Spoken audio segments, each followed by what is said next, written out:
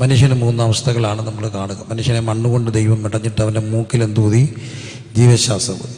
By the way, ഒന്ന് അഡ്വാൻസായിട്ട് പറയട്ടെ, ഒന്ന് സഹകരിച്ചിരിക്കുക. ഒരു വലിയ അപേക്ഷയുണ്ട്. ഒന്നാമത് എനിക്കൊരു ചെറിയ ശാരീരിക പ്രശ്നം ഉണ്ടായി, ഒരു ഫുഡ് പോയിസൺ അടിച്ചാണ്, അപ്പോൾ അതിൻ്റെ ഒരു ക്ഷീണമുണ്ട്. രണ്ടാമത്തെ ഒരു കാര്യം, ഈ കാണുന്ന പുറമൂടിയും മൂച്ചും ഒക്കെ ഉള്ളൂ, വലിയ മനക്കെട്ടിയില്ലാത്ത ഒരാളാണ്. അതുകൊണ്ട് എൻ്റെ മുമ്പിൽ എന്നെ തുറിച്ച് നോക്കരുത്, എനിക്ക് ഭയങ്കര സങ്കടം വരും. ക്രുദ്ധിച്ച് നോക്കരുത്, ചിരിച്ചൊക്കെ ഇരിക്കണം. വീട്ടിൽ പിണക്കൊക്കെ ഉണ്ടായിരിക്കാം, എന്നാലും എന്നോടൊന്നും കാണിക്കല്ലേ. അപ്പം അതുകൊണ്ട് ഒന്ന് സന്തോഷമായിട്ടിരിക്കുക. കർത്താവ് നമ്മളെല്ലാവരെയും സഹായിക്കും. ദൈവം മനുഷ്യനെ സൃഷ്ടിക്കുന്നത് തൻ്റെ സ്വന്തം സ്വരൂപത്തിലും സാദൃശ്യത്തിലുമാണ്. മണ്ണുകൊണ്ട് മനുഷ്യനെ മെടഞ്ഞിട്ട് അവൻ്റെ മൂക്കിൽ എന്തൂതി ജീവശ്വാസം ഊതി. അപ്പം മനുഷ്യൻ ആരായി? ജീവനുള്ള ദേഹിയായിട്ട് മാറി എന്ന് കാണുകയാണ്. മനുഷ്യന് 3 അവസ്ഥകളെ കാണാം: ആത്മാവ്, ദേഹി, ദേഹം. ദേഹം, ദേഹി, ആത്മാവെന്ന് നമ്മൾ പെട്ടെന്ന് പറയും. അങ്ങനെ ദേഹം, ദേഹി, ആത്മാവെന്ന ആ ഒരു സമ്മേളനമാണ് മനുഷ്യൻ. ആത്മാവ് ദൈവാംശമാണ്. ആത്മാവ് അങ്കിലേക്ക് പോകുന്നുവെന്ന് കാണും. നമുക്ക് ദൈവം തന്നിരിക്കുന്ന മറ്റൊരു പ്രത്യേകതയാണ് നമ്മുടെ ചിന്താമണ്ഡലം, നമ്മുടെ ഇച്ഛാശക്തി, നമ്മുടെ ബുദ്ധിശക്തി, നമ്മുടെ തീരുമാനശേഷി. ആ മണ്ഡലങ്ങളെല്ലാമാണ് ദേഹി എന്ന മണ്ഡലം. 3-ാമത്തെ ഒരു കാര്യമാണ് നമ്മുടെ ഈ ശരീരമെന്ന പേടകം, അതാ ജഡം. ദേഹം, ദേഹി, ആത്മാവ്. മണ്ണുകൊണ്ട് ഉണ്ടാക്കിയ മനുഷ്യൻ്റെ ദേഹം, കൂടാരമായ ഞങ്ങളുടെ ഭൗമഭവനം അഴിഞ്ഞു പോയാൽ കൈപ്പണിയല്ലാത്ത ദൈവത്തിൻ്റെ ദാനമായൊരു കെട്ടിടം, അപ്പോൾ നമ്മളെ വഹിക്കുന്ന ഒരു കൂടാരം. അങ്ങനെ 3 അവസ്ഥകളിലാണ് ദൈവം മനുഷ്യനെ സൃഷ്ടിച്ചത്. എന്തിനാണ് ദൈവം മനുഷ്യനെ സൃഷ്ടിച്ചതെന്ന് കാണുന്നുണ്ട്. ദൈവം മനുഷ്യനെ സൃഷ്ടിച്ചത് തൻ്റെ സ്വന്തം സ്വരൂപത്തിലാണെന്ന് കാണും. സ്വന്തം സ്വരൂപത്തിലും സാദൃശ്യത്തിലും ദൈവത്തോടൊപ്പം, ദൈവത്തെക്കാൾ അല്പം മാത്രം താഴ്ത്തി ദൈവം മനുഷ്യനെ സൃഷ്ടിച്ചു എന്ന് കാണുകയാണ്. ദൈവത്തെക്കാൾ അല്പം മാത്രം താഴ്ത്തി, എന്നിട്ട് അവൻ്റെ മേലെ തേജസ്സും ബഹുമാനവും ഒക്കെ അണിയിച്ചു. അങ്ങനെ സൃഷ്ടിക്കപ്പെട്ട ഈ മനുഷ്യന് ഭയങ്കര ദൈവത്തോടൊപ്പം നടക്കാൻ, ദൈവത്തിൻ്റെ കർമ്മപദ്ധതികൾ ഭൂമിയിൽ നടപ്പാക്കാൻ ദൈവം സൃഷ്ടിക്കപ്പെട്ടതാണ് മനുഷ്യൻ. ദൈവത്താൽ സൃഷ്ടിക്കപ്പെട്ട, ദൈവത്തിൻ്റെ സ്വരൂപം പേർന്നു. ദൈവത്തിൻ്റെ സ്വരൂപം എന്ന് നമ്മൾ പറയുമ്പോൾ ദൈവത്തിൻ്റെ ഏറ്റവും വലിയ സ്വരൂപം എന്താ? ദൈവം എന്നുള്ളൊരു ചിന്ത നമ്മുടെ മനസ്സിൽ വരുമ്പോൾ അത് ക്രൈസ്തവനോ ഹൈന്ദവനോ മുസൽമാനോ ആരുമാകട്ടെ, എന്നാലും ദൈവം എന്നുള്ളൊരു കൺസെപ്റ്റ്, ആ ഒരു ചിന്ത നമ്മുടെ മനസ്സിൽ വരുമ്പോൾ ആദ്യം വരുന്ന ഇമേജ് എന്താ, അല്ലെങ്കിൽ ഒരു ചിന്ത എന്താ? സ്നേഹമെന്നുള്ളതാണ്. വചനം ദൈവത്തെ എല്ലാം കൂടെ കാച്ചി കുറുക്കി ഒറ്റ വാക്കി പറയുന്നുണ്ട്. ദൈവം ആരാ? സ്നേഹം തന്നെ. God is love. ദൈവം സ്നേഹമാണ്. അപ്പം ദൈവം സ്നേഹമാണ്. ദൈവത്തിൻ്റെ സ്വരൂപം സ്നേഹത്തിൻ്റെതാണ്. അപ്പം മനുഷ്യന് ആ കഴിവ് കൊടുത്തു. സ്നേഹിക്കാനും സ്നേഹിക്കപ്പെടുവാനുമുള്ള ഒരു കഴിവ് കൊടുത്താണ് ദൈവം മനുഷ്യനെ സൃഷ്ടിച്ചത്. സ്നേഹിക്കാനും സ്നേഹിക്കപ്പെടുവാനുമുള്ളൊരു കഴിവ്, അതിനുള്ള അത് ദൈവം ബന്ധം കൂടാണ്. പിതാവും പുത്രനും പരിശുദ്ധനുമായ സർവേശ്വരൻ ത്രിയേക ദൈവത്തിൻ്റെ സ്വരൂപത്തിൽ മനുഷ്യനെ സൃഷ്ടിക്കുമ്പോൾ ക്രൈസ്തവ വിശ്വാസത്തിൻ്റെ അണിക്കലും ക്രൈസ്തവ വിശ്വാസത്തിൻ്റെ അചഞ്ചലമായ ഒരു അടിത്തറയുമാണ് തൃത്വത്തിലുള്ള വിശ്വാസം. ആ ത്രിയേക ദൈവം ബന്ധമാണ്, പിതാവും പുത്രനും പരിശുദ്ധാത്മാവും. അപ്പം ദൈവം ഒരു ബന്ധമാണ്. God is all about relationship. ദൈവം ബന്ധമാണ്. 3 എന്നാൽ 3 ബന്ധമാണ്.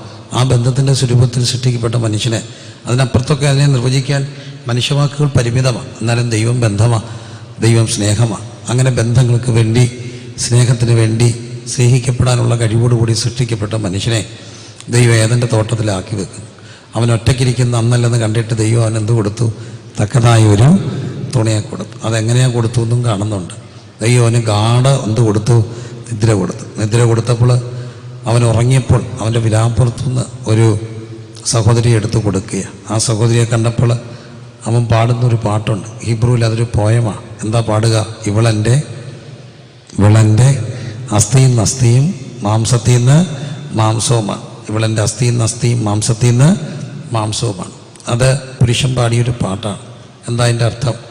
നീയാണ് എൻ്റെ ശക്തി എന്നാണ്. അസ്ഥിയാണ്. അസ്ഥിയുടെ അർത്ഥം എന്താ? ശക്തിയാണെന്നുള്ളത്. നീ എൻ്റെ ശക്തിയാണ്.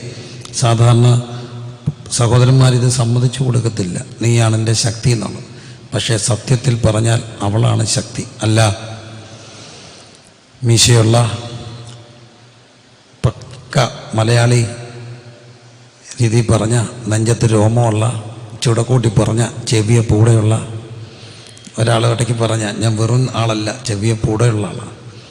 അതിനെ അങ്ങനെ നെഞ്ചത്ത് രോമമുള്ള, മീശയുള്ള, ചെവിയെ പൂടെയുള്ള അച്ഛന രാത്രി കിടന്നുറങ്ങുക ചേച്ചിയുടെ കൂടെ. പിള്ളേരൊന്നും വീട്ടിലില്ല. രാത്രി ആരോ കൊട്ടുന്നു, തട്ടുന്നു. കതക് പൊളിക്കുകയാണെന്നൊരു ചിന്ത. കള്ളനാണെന്നാ.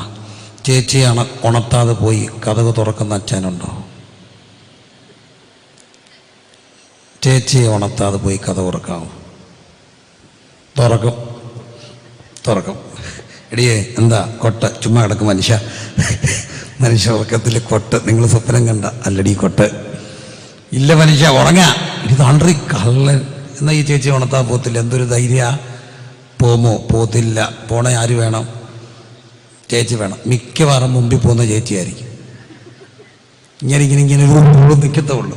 ഞാനൊരിക്കൽ ഒരു വീട്ടിൽ മുറിക്കാത്ത പാമ്പ് കയറി. എൻ്റെ പൊന്നെ, കട്ടിലേ കയറി അച്ചായൻ വടി കൊണ്ടടിക്കുക. അടിച്ചു വന്ന് ചേച്ചി. ഇവളെൻ്റെ ആരാ? അസ്ഥിയ.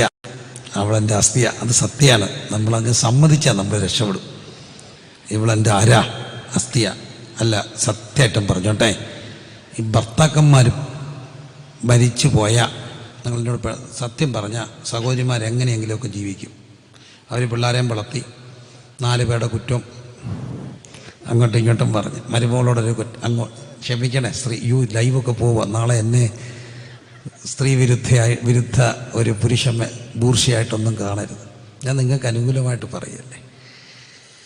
എങ്ങനെയെങ്കിലുമൊക്കെ അവരങ്ങ് ജീവിക്കും. പിള്ളേരെ വളർത്തിയും കൊച്ചുമക്കളെ വളർത്തിയും ഒക്കെ ജീവിക്കും. പക്ഷേ കെട്ടിയോള് മരിച്ചു പോയ കെട്ടിയമ്മയുടെ കഥ വലിയ കഷ്ടമാണ്, വലിയ പാടാണ്. അവരെങ്ങനെ സമയം കളയും? അവരെങ്ങനെ ജീവിക്കും? വലിയ പാടാണ്. അവളാണ് എൻ്റെ ധൈര്യം എന്നുള്ള ശക്തി. എൻ്റെ അപ്പന് ഭയങ്കര ധൈര്യമായിരുന്നു. ഞാൻ കണ്ടിട്ടുള്ളതിലെ ധൈര്യശാലികളുള്ള ഈ മൂച്ചടിക്കാത്ത ഒരു ധൈര്യമുള്ളൊരു മനുഷ്യൻ. കാരണം എൻ്റെ കൊച്ചിലെ ഞാൻ കണ്ടൊരു കാര്യമാണ്. 100-150 പേരൊരു ഒന്നിച്ച് വരിക. 100-ലധികം ആൾക്കാർ കാണും. ആ ഒരു സംഘർഷാവസ്ഥ മുന്നിൽ നീക്കുക. കൂടെ ഇന്നോരും കൂട്ടുകാരെല്ലാം പോയി. അപ്പോൾ ഈ മനുഷ്യൻ ഒറ്റയ്ക്ക് നീക്കുക. എല്ലാവരും പറഞ്ഞു കുഞ്ഞോനെ മാറിക്കോളാൻ പറഞ്ഞു. ഇങ്ങനെ പോയില്ലെന്നേ. ഇങ്ങനൊരു കൈക്കോടാലി എടുത്ത് വെച്ച് അവിടെ കുറച്ച് ഈ കോടാലി പോടുന്ന ഒരു ഇതിട്ടിട്ട് പതുക്കെ രാഗി ഇങ്ങനെ ഇരുന്നു. ഒരുത്ത അടുത്തില്ല. അപ്പം ധൈര്യമുണ്ടോ? ഭയങ്കര അല്ലേ കൂടത്തില്ലേ? സകലമാല മനുഷ്യരും പോയപ്പോഴും ഒറ്റയ്ക്ക് ഇങ്ങനെ ഇരുന്നു. ആ മനുഷ്യനെന്നോ ധൈര്യശാലിയായി. എൻ്റെ അമ്മ ഉള്ളപ്പോൾ എൻ്റെ അപ്പയ്ക്ക് ഇവർ തമ്മിൽ ഇടയ്ക്കിടയ്ക്ക് വഴക്കുണ്ടാക്കും. ഞാൻ പടത്തും പറയുന്ന വഴക്കിൻ്റെ കാരണം ഈ മനുഷ്യർക്കൊരു പ്രശ്നമുണ്ട്. നിങ്ങൾക്കെല്ലാം കണ്ട എല്ലാവർക്കും ഉള്ളൊരു പ്രശ്നം. നമ്മൾ 2 പേരും കുളിച്ചില്ലേ ഒരു കുഴപ്പമില്ല. ഒരാൾ കുളിച്ച് ഭയങ്കര പാടാണ്. ആരെ കാണുന്നത്? കുളിക്കാത്തവരെ കാണുന്നത്. അതൊരു സൈക്കോളജിയാണ്. കുളിച്ചില്ലയോ നോ പ്രോബ്ലം. ചിരിക്കല്ലേ? ഇതെല്ലാം മനുഷ്യജീവിതത്തിൻ്റെ സത്യങ്ങളാണ്. കുളിക്കാത്ത 2ഉം കെട്ടിപ്പിടിച്ച് കിടന്നുറങ്ങിക്കോളും. പക്ഷെ ഒരാൾ കുളിച്ച് പോയോ പിന്നെ അവർക്ക് ദേഷ്യ. ആരെ കാണുന്നേ? കുളിച്ചവരെ കാണും. വേറൊരു പ്രശ്നമുണ്ട്. രാവിലെ ആരും എഴുന്നേറ്റില്ല, ആർക്കും പ്രശ്നമില്ല. പക്ഷെ ഒരാളിച്ചിട്ട് നേരത്തെ എഴുന്നേറ്റ് പോയാൽ എന്താ പ്രശ്നം? പിന്നെ ആരെ പ്രശ്നമാണ്? ഉറങ്ങുന്നവരെ കാണുന്ന എന്താ പ്രശ്നം? ഒരു മുട്ട്, ഒരു കൊട്ട്, ഒരു തട്ട്, ഒരു ഓട്ടം. സ്വിച്ച് ഓൺ ആക്കുന്നു, സ്വിച്ച് ഓഫ് ആക്കുന്നു. എന്താ കാര്യം? ഞാൻ ഉണർന്നു, ഇനി ആരും എന്ത് ചെയ്യണ്ട, ഉറങ്ങണം. അപ്പോഴാണ് ഈ ഉള്ളി പ്രാകുന്ന ഉണർന്നും പോയി നമ്മളെ ഒട്ട് ഉറങ്ങാൻ സമ്മതിക്കുന്നത്. അപ്പോൾ ഈ 2ഉം പ്രശ്നങ്ങളാണ്. ഉണർന്നവർക്കാരെ കാണുന്ന പാടാ? ചെല്ലില്ല. നമ്മൾ കഷ്ടപ്പെട്ട് പിള്ളേരെ ഉറക്കി കിടക്കുമ്പോൾ വന്നിട്ട് പിച്ച് കൊടുത്ത് ഉണർത്തുന്ന കാണാം. എന്തിനാ? നീ അനുഭവിച്ചോളാൻ. പിള്ളേരെ ഉണർത്തുന്നവരുണ്ട്, അവർക്കത് രസമാണ്. പിന്നെ അമ്മയ്ക്ക് എന്തൊരു പാട്. എന്നാലും ഉണർന്നവർക്ക് ഉറങ്ങുന്നവരെ കാണുന്നൊരു ബുദ്ധിമുട്ടാണ്. അതുപോലെ തന്നെയാണ് കുളിച്ചവർക്ക് കുളിക്കാത്തവർ. അപ്പോൾ എൻ്റെ അപ്പ കുളിച്ചാൽ പിന്നെ അമ്മയെ കയറ്റത്തില്ല മുറിക്കാത്ത. കുളിച്ചില്ലെങ്കിൽ ഇറക്കി വിടും. അമ്മ ഇങ്ങനെ പുറത്ത് വന്ന് സെറ്റിയെ കിടക്കും. പിന്നെ ഇടയ്ക്ക് എപ്പോഴെങ്കിലുമൊക്കെ കയറിക്കോളും. എന്നാലും ഇത്ര ധൈര്യശാലിക്ക് അമ്മ മരിച്ചാൽ പിന്നെ ഒറ്റയ്ക്ക് കിടക്കാൻ പേടിയായിരുന്നു. ഈ വലിയ മൂച്ചുള്ള അമ്മ മരിച്ചു കഴിഞ്ഞപ്പോൾ ഒറ്റയ്ക്ക് കിടക്കാൻ പേടിയായിരുന്നു. അപ്പോൾ എല്ലാവരുടെയും ധൈര്യം ആരാ? സമ്മതിക്കണേ. നീ കെട്ടിയാൽ ഞാൻ വേറെ കെട്ടുവന്ന് കെട്ടിയവരോട് ചോദിക്കണം. ഒന്നും പറയല്ലേ. എടി നീ പോയാൽ ഞാൻ തീരുമെന്ന് പറഞ്ഞാൽ അവൾ തീരാതിരിക്കും. അപ്പം അവളാണ് എൻ്റെ ശക്തി. അവൾ തന്നെയാണ് എൻ്റെ ബലഹീനത. അതാണ് എൻ്റെ സത്യം. ബലഹീനതയെ അവളാണ്. പല കാര്യവും അവൾ സാധിക്കും. എങ്ങനെ? ഒന്നീ പിണങ്ങി സാധിക്കും, അല്ലേ കരഞ്ഞ് സാധിക്കും, അല്ലേ അവൾ വഴക്കടിച്ച് സാധിക്കും. എങ്ങനാണേലും അവൾ കാര്യം സാധിക്കും. അവളെൻ്റെ ബലഹീനതയെ ഒന്നീ കരഞ്ഞ് കാണിക്കും, അത് ഒത്തില്ലെങ്കിൽ പിണങ്ങി കാണിക്കും. നമ്മൾ പറയും സംഭവം ശാന്തമായ കടലൊക്കെയാണെന്ന് പറഞ്ഞാലും അതെല്ലാം എപ്പോഴാണ് പൊട്ടിത്തെറിക്കുക. ഇവിടെ ഒരാളിരിപ്പുണ്ട്, ആളുടെ പേര് കാംസി എന്ന് പറഞ്ഞാൽ ശാന്തക്കടല. ഞാൻ കാണും പറയും എപ്പോഴാണിത് ഈ കടലൊന്ന് ഇളകുക, വേലിയേറ്റോ വേലിയേർക്കോ. അപ്പം നോക്കുക, എൻ്റെ പൊന്നും പ്രിയരെ, അവളാണ് എൻ്റെ ശക്തി, അവളാണ് എൻ്റെ ബലഹീനത. അങ്ങനെ സന്തുഷ്ടമായിട്ടൊക്കെ ജീവിക്കുക. എന്തിനാ അവരെ ദൈവം തമ്പുരാൻ ആക്കി വെച്ചെന്നറിയാം. പ്രധാനപ്പെട്ട പർപ്പസ്, നിങ്ങൾ സന്താന പുഷ്ടിയുള്ളവരായി എന്ത് ചെയ്യണം? പെരുകി ഈ ഭൂമിയിൽ എൻ്റെ ധർമ്മങ്ങൾ നിർവഹിക്കണം. ഭൂമിയെ ചൂഷണം ചെയ്യാതെ ഭൂമിയെ നോക്കി ഭൂമിക്ക് ദൈവത്തിൻ്റെ സൃഷ്ടികർമ്മത്തിൽ പങ്കുചേർന്ന് മനുഷ്യകുലം നിലനിർത്തപ്പെടണം. അതിനാണ് ദൈവം മനുഷ്യനെ സൃഷ്ടിച്ചത്. സന്താന പുഷ്ടിയുള്ളവരായി എന്ത് ചെയ്യണം? പെരുകണം. പക്ഷേ ഇന്ന് ആ കൺസെപ്റ്റുകളും ബൈബിൾ കൺസെപ്റ്റുകളെല്ലാം മാറ്റിമറിക്കുന്ന ഒരു ലോകത്താണ് നമ്മൾ ജീവിക്കുക. ബൈബിൾ കൺസെപ്റ്റുകളെല്ലാം മാറ്റിമറിക്കപ്പെടുക. അവിടെയാണ് കുടുംബത്തിൻ്റെ മഹത്വം കാണേണ്ടത്. എൻ്റെ വിഷയം ക്രൂശാണ്, പക്ഷേ ഒന്ന് പറഞ്ഞ് മുമ്പോട്ട് പോവുകയാണ്. ബൈബിൾ കൺസെപ്റ്റുകളെല്ലാം അടിത്തറ പറിക്കുന്ന ഒരു കാലഘട്ടത്തിലാണ് ഇന്ന് പല മക്കൾക്കും കുടുംബം വേണ്ട എന്നുള്ളൊരു ചിന്തയിലേക്ക് വരികയാണ്. നമ്മൾ ഗൗരവമായിട്ട് കാണേണ്ട കാര്യങ്ങളാണ്. നമ്മൾ കൂട്ടുകുടുംബങ്ങൾ ജീവിച്ചു, പിന്നെ 3 തലമുറകൾ എക്സ്റ്റൻഡഡ് ഫാമിലി, അപ്പച്ചനും അമ്മച്ചിയും മോനും മോളും കൊച്ചുമക്കളും കൂടെ 3 തലമുറ ഒരുമിച്ച് ജീവിച്ചു. പിന്നെ അത് മാറിയിട്ട് അടുത്ത കുടുംബം വന്നു, എന്താ അണുകുടുംബം വന്നു. അത് കഴിഞ്ഞ് പിന്നെയും മുമ്പോട്ട് പോയപ്പോൾ ഒറ്റയ്ക്ക് താമസിക്കുന്ന പിരിഞ്ഞ ഒത്തിരി പേര് വന്നു. കല്യാണം വേണ്ടാന്ന് വെക്കുന്ന ഒത്തിരി പേരുണ്ട്. ഇപ്പോഴത്തെ ഒരു ട്രെൻഡുകൾ എന്നാന്നൊക്കെ ചോദിച്ചാൽ, ഒന്ന് കല്യാണം വേണ്ടാന്ന് ജീവിക്കുക, 2 കല്യാണം കഴിച്ചാലും മക്കളില്ലാതെ ജീവിക്കുക. അത് വലിയൊരു കാര്യം, മക്കളെ വേണ്ട. ഒന്നാമത്തെ കാര്യം, ഒത്തിരി പ്രായമായിട്ടാണ് കെട്ടുന്നത്. അപ്പോൾ ഇവർക്ക് മക്കൾ വേണ്ടാന്ന് വെച്ച് ജീവിക്കുക. Dual income with no kids എന്ന് അതിന് പറയുക. ഡിങ്കെന്നൊക്കെ പിള്ളേർ ഓമനപ്പേര് വിളിക്കും. Dual income with no kids. 2 പേർക്കും ശമ്പളം വേണം, നല്ല ശമ്പളം. ഈ IT മേഖലയിലും അവിടെയും നല്ല ജോലിയും, അവർക്കൊക്കെ ലക്ഷങ്ങളാണ് ശമ്പളം. ഈ പിള്ളേരൊക്കെ എന്തോ ചെയ്യുക? ഒരു തലമുറയുടെ ഒരു ട്രെൻഡ്, ടൂറ് പോകുക. ഈ ടൂറൊക്കെ പോയിട്ട് ഫോട്ടോ എടുക്കുക, അത് ഇൻസ്റ്റാഗ്രാമിൽ പോസ്റ്റ് ചെയ്യുക, എല്ലാവരെയും അറിയിക്കുക. ഇങ്ങനെയൊരു കൺസെപ്റ്റ് അപ്പുറത്തോട്ട് മക്കൾ പോലും ഒരു ഭാരമായിട്ട് കാണുന്ന ഒരു ലോകത്താണ്. ഒരു ഇടയ്ക്ക് ഒരു പെൺകുട്ടി എൻ്റെ അടുക്കൽ ഇങ്ങനെ സംസാരിച്ചു. ഒടുവിൽ അവൾ കല്യാണത്തിന് സമ്മതിച്ചു. പക്ഷേ ഒറ്റ കണ്ടീഷൻ, ഒന്നിൽ ഒരു കുഞ്ഞിനെ പറയാവൂ, അല്ലെങ്കിൽ കുഞ്ഞുങ്ങളെ വേണ്ടാന്ന് പറയുന്ന ഒരാളെ വേണം, അല്ലെങ്കിൽ ഒരു കുഞ്ഞ് മാക്സിമം. അപ്പം ഞാൻ ഇവളോട് ചോദിച്ചു, നീ എത്രാമത്തെയാ? ഞാൻ 3-ാമത്തെയാ. നിൻ്റെ അമ്മ അന്ന് 1 മതിയെന്ന് പറഞ്ഞായിരുന്നേ നീ എന്തോ ചെയ്തേനെ? നീ കാണുമോ? ഇല്ല, നമ്മുടെ അമ്മമാരെല്ലാം കുഞ്ഞുങ്ങളെയും സ്വീകരിച്ചു. അല്ല, ഞാൻ ചോദിച്ചോട്ടെ, പിള്ളേരെല്ലാം കാണാൻ വേണ്ടിയാണ്. വീട്ടിൽ 2ാമതായിട്ട് ജനിച്ചവരൊന്ന് കൈവെക്കാമോ? 2ാമത്തെ മക്കളായി ജനിച്ചവരൊന്ന് കൈവെക്കാമോ? 2ാമത്തെ, ദൈവം അനുഗ്രഹിക്കട്ടെ, കൈതാത്തിട്ട്. 3ാമത്തെ മക്കളായി ജനിച്ചവർ ശരിക്കും 3ാമത്തെ കൈവെക്കുക, ദൈവം അനുഗ്രഹിക്കട്ടെ. 4ാമത്തെ മക്കളായി ജനിച്ചവർ 1, 2, 3, 4, ദൈവം അനുഗ്രഹിക്കട്ടെ. 5ാമത്തെ മക്കളായി ജനിച്ചവർ ദൈവം അനുഗ്രഹിക്കട്ടെ. 6ാമത്തെ മക്കളായി ജനിച്ചവർ 6, 2, 3, ദൈവം അനുഗ്രഹിക്കട്ടെ. 7ാമത്തെ മക്കളായി ജനിച്ചവർ കൈ ഉയർന്നു, എന്ത് ചെയ്യും? 1 ഉള്ളോ? 2 പേര്, ദൈവം അനുഗ്രഹിക്കട്ടെ. 8ാമത്തെ മക്കളായി ജനിച്ച ആരെങ്കിലും ഉണ്ടോ? ഉണ്ട്, ഒരച്ചായനുണ്ട്. 2 പേരെ കണ്ടു, 8ാമത്തെ മക്കളായിട്ട് ജനിച്ചു. എന്തൊരു പുണ്യമാണ്! അവരുടെ അമ്മ 8 മക്കളെ കൊടുത്തു ഭൂമിക്ക്. 9ാമത്തെ മക്കളായി ജനിച്ച ആരെങ്കിലും ഉണ്ടോ? ഉണ്ട്. തിരിഞ്ഞു നോക്ക്, കേട്ടാനുള്ള പിള്ളേരെല്ലാം കാണാം. 9ാമത്തെ മക്കൾ ഇവിടെ ഇരിപ്പുണ്ട്. 9ാമത്തെ മക്കൾ കണ്ടോ? കാണണം. 9ാമത്തെ 10ാമത്തെ മക്കളായിട്ട് ജനിച്ച ആരെങ്കിലും ഉണ്ടോ? 10 ഇല്ല. ഞാൻ കേരളത്തിൽ 14ാമത്തെ മക്കളെ വരെ കണ്ടു. എന്നാലും ഇവിടെ സന്തോഷം, 9ാമത്തെ വരെയുണ്ട്. ചെറിയൊരു കാര്യമല്ല. ആ അമ്മ ഭൂമിക്ക് 9 മക്കളെ കൊടുത്തു. ഈ മക്കൾ കൊടുക്കുക എന്ന് പറയുന്നത് ചെറിയൊരു കാര്യമല്ല. ഒരു കുഞ്ഞ് ജനിച്ചു, ആ കുഞ്ഞ് ജനിച്ച് 1 മാസം കഴിഞ്ഞ് മരിച്ചുപോയി. ഒരു അസുഖം വന്ന് മരിച്ചുപോയി, കുഴപ്പമില്ല. ആ കുഞ്ഞ് സ്വർഗത്തിൽ കാണുമോ ഇല്ലയോ? കുഞ്ഞ് സ്വർഗത്തിൽ കാണുമോ ഇല്ലയോ? ശ്രദ്ധിച്ചേ, കുഞ്ഞ് സ്വർഗത്തിൽ കാണുമോ ഇല്ലയോ? സംശയമുണ്ടോ? കാണുമോ ഇല്ലയോ? കാണുമെന്ന് വിശ്വസിക്കുന്നവരൊന്ന് സ്തോത്രം ചെയ്തേ. കുഞ്ഞുങ്ങളെല്ലാം എവിടെ കാണും? സ്വർഗത്തിൽ കാണുമല്ലോ. ആ കുഞ്ഞ് ജനിച്ചു 1 ദിവസം കഴിഞ്ഞ് മരിച്ചാലും എവിടെ ഉണ്ട്? സ്വർഗത്തിൽ. ഇനിയും ഗർഭത്തിൽ വെച്ച് അബോട്ടായി പോയാലും ആ കുഞ്ഞ് എവിടെ ഉണ്ട്? സ്വർഗത്തിലുണ്ട്. പക്ഷെ ഒരു കാര്യം ഓർക്കണം, ജനിക്കപ്പെടാത്തൊരു കുഞ്ഞ് സ്വർഗത്തിൽ കാണുമോ? ഇല്ല. അപ്പോൾ ഒരു കുഞ്ഞിന് ജന്മം കൊടുക്കുക എന്ന് പറഞ്ഞാൽ ഈ ഭൂമിക്ക് വേണ്ടി നമുക്കൊരു കുഞ്ഞിനെ കൊടുക്കുക മാത്രമല്ല, നിത്യതയ്ക്കൊരു അവകാശിയെ കൊടുക്കുന്നതാണ് ദൈവത്തിൻ്റെ സൃഷ്ടികർമ്മത്തിൽ പങ്കുചേരുന്നത്. അത് ക്രൈസ്തവ സമൂഹവും വിശ്വാസ സമൂഹവും അറിയണം. അപ്പം കുഞ്ഞുങ്ങളൊരു ഭാരമാണോ? ആണോ? അല്ല, കുഞ്ഞുങ്ങളൊരു ഭാരമാണ്. ഇന്നൊരു ഭാരമായിട്ടാണ് കാണുന്നത്. എനിക്ക് 4 മക്കൾ ജനിച്ചപ്പോൾ 4ാമത്തെ കുഞ്ഞുണ്ടായപ്പോൾ ഞാൻ എൻ്റെ ചെവിക്ക് കേട്ട കമൻറ്റാണ്, അവനെന്താ വേണം, ഞങ്ങൾ ദശാംശം കൊണ്ട് ജീവിക്കുകയല്ലേ, പണിയെടുക്കണ്ടായല്ലോ. ഏതാ നമ്മൾ ദശാംശം കൊണ്ട് ജീവിക്കുന്നവരാ, അതിനകത്തെന്താ, നമ്മൾ ദശാംശം കൊണ്ട് ജീവിക്കും, നമ്മുടെ ജോലിയുടെ ഭാഗം അത്. അതുകൊണ്ട് പിള്ളേരെ ഉണ്ടായാൽ മതിയല്ലേ, ഞങ്ങളെല്ലാം ചില എന്നുള്ള കൺസെപ്റ്റ്. അവസാനം 4ാമത്തെ ഉണ്ടായിക്കഴിഞ്ഞപ്പോൾ, ജനിച്ചു കഴിഞ്ഞപ്പോൾ ഞാൻ അവിടെ ഇല്ല. വരുന്നവരെല്ലാം ചോദിച്ച ഒറ്റ ചോദ്യം, നിർത്തിയോ നിർത്തിയോ നിർത്തിയോ. ഒടുവിൽ തൂക്കാൻ തന്നൊരു ചേച്ചി ചോദിച്ചു, എത്രാമത്തെയാ? 4ാമത്തെയാ. നിർത്തിയോ? ഇല്ല. ഇവരാ ചൂലും തിരിച്ചുകൊണ്ടങ്ങ് ചെന്നു. നിർത്തിയില്ലയോ? ഇവ കിടിപ്പ് കൂടി. ഡോക്ടർ വന്നു, നേഴ്സ് വന്നു. അവസാനം മുറി അടച്ചിട്ടിട്ട് ഫ്രണ്ടിൽ എഴുതി തൂക്കിയിട്ടു, സന്ദർശകരെ അനുവദിക്കുന്നതല്ല. ഒറ്റ തെറ്റ. എത്ര കൊടുത്തു? 4ാമത്തെ. അത് വലിയൊരു തെറ്റായിട്ട് കണ്ട സമൂഹം. പക്ഷേ ഓർക്കണേ, മക്കൾ ആർക്ക് കൊടുക്കുന്ന ദാനങ്ങളാ?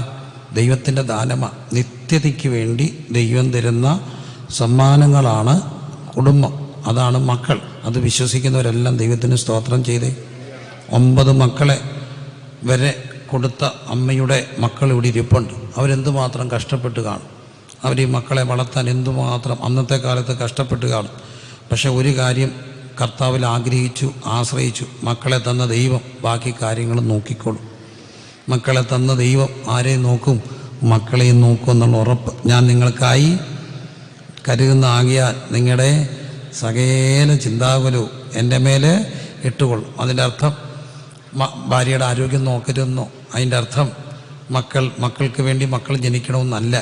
പിന്നെ ദൈവത്തിൻ്റെ സൃഷ്ടികർമ്മത്തിൽ പ്രാർത്ഥനയോടെ പങ്കുചേരുമ്പോൾ, ഭർത്താവിൻ്റെ സ്നേഹം ഭാര്യയുടെ ഹൃദയത്തിൽ നിറയുമ്പോൾ, സന്തുഷ്ടനായ ദൈവം തൻ്റെ ഭാര്യയുടെ ഉദരത്തിൽ കൊടുക്കുന്ന സമ്മാനം, ആ സമ്മാനമാണ് മക്കൾ.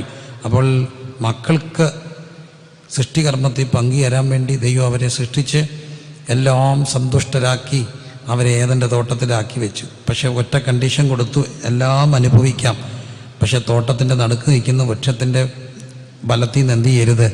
കഴിക്കരുത്. ദൈവം കൽപ്പനകൾ കൊടുക്കും. പക്ഷേ ഈ പിശാചിൻ്റെ ഒരു പ്രശ്നമുണ്ട്. പിശാച് എപ്പോഴും വന്നിട്ട് എന്തോ ചെയ്യുന്നറിയാമോ?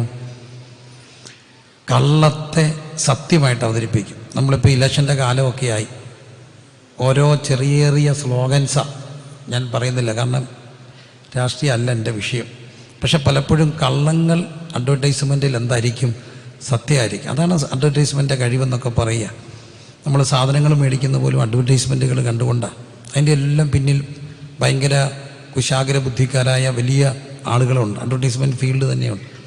പോട്ടെ, പിശാച് വരെ ചതിച്ചു. എങ്ങനെയാണ്? അവിടെ വന്നിട്ട് ചോദിച്ചു, നിങ്ങളിത് കഴിച്ചാൽ നിങ്ങളുടെ കഴിക്കരുതെന്ന് കർത്താവ് വാസ്തവമായിട്ട് എന്ത് ചെയ്തിട്ടുണ്ടോ? കൽപ്പിച്ചിട്ടുണ്ടോ എന്ന് ചോദിച്ചു. അപ്പോൾ ഈ സഹോദരി എന്തോ മറുപടി പറഞ്ഞേ? കൽപ്പിച്ചിട്ടുണ്ടെന്ന് മാത്രമല്ല, കഴിക്കരുതെന്ന് മാത്രമല്ല, പിന്നെ തുടരുതെന്ന് പോലും പറഞ്ഞിട്ടുണ്ടെന്ന് പറഞ്ഞു. സത്യത്തിൽ ദൈവം തുടരുന്ന് പറഞ്ഞോ? ഇല്ല. കൂട്ടിയടിച്ച ഈ 2 കൂട്ടരെ വിശ്വസിക്കരുതെന്ന് എൻ്റെ അപ്പ എപ്പോഴും എന്നോട് പറയും. ഒന്ന്, അതിവിശുദ്ധി പറയുന്നവരെ അടുക്കരുത്. ചിലരെ കാണുമ്പോഴത്തേന് മിണ്ടത്തില്ല. എന്തുകൊണ്ട്? ദൈവദാസനെ സ്തോത്രം, പ്രൈസ് ദി ലോർഡ്. ഈ ടൈപ്പ് സാധനത്തോട് ഒരു 5 അടി അകന്നേ നിൽക്കാവും.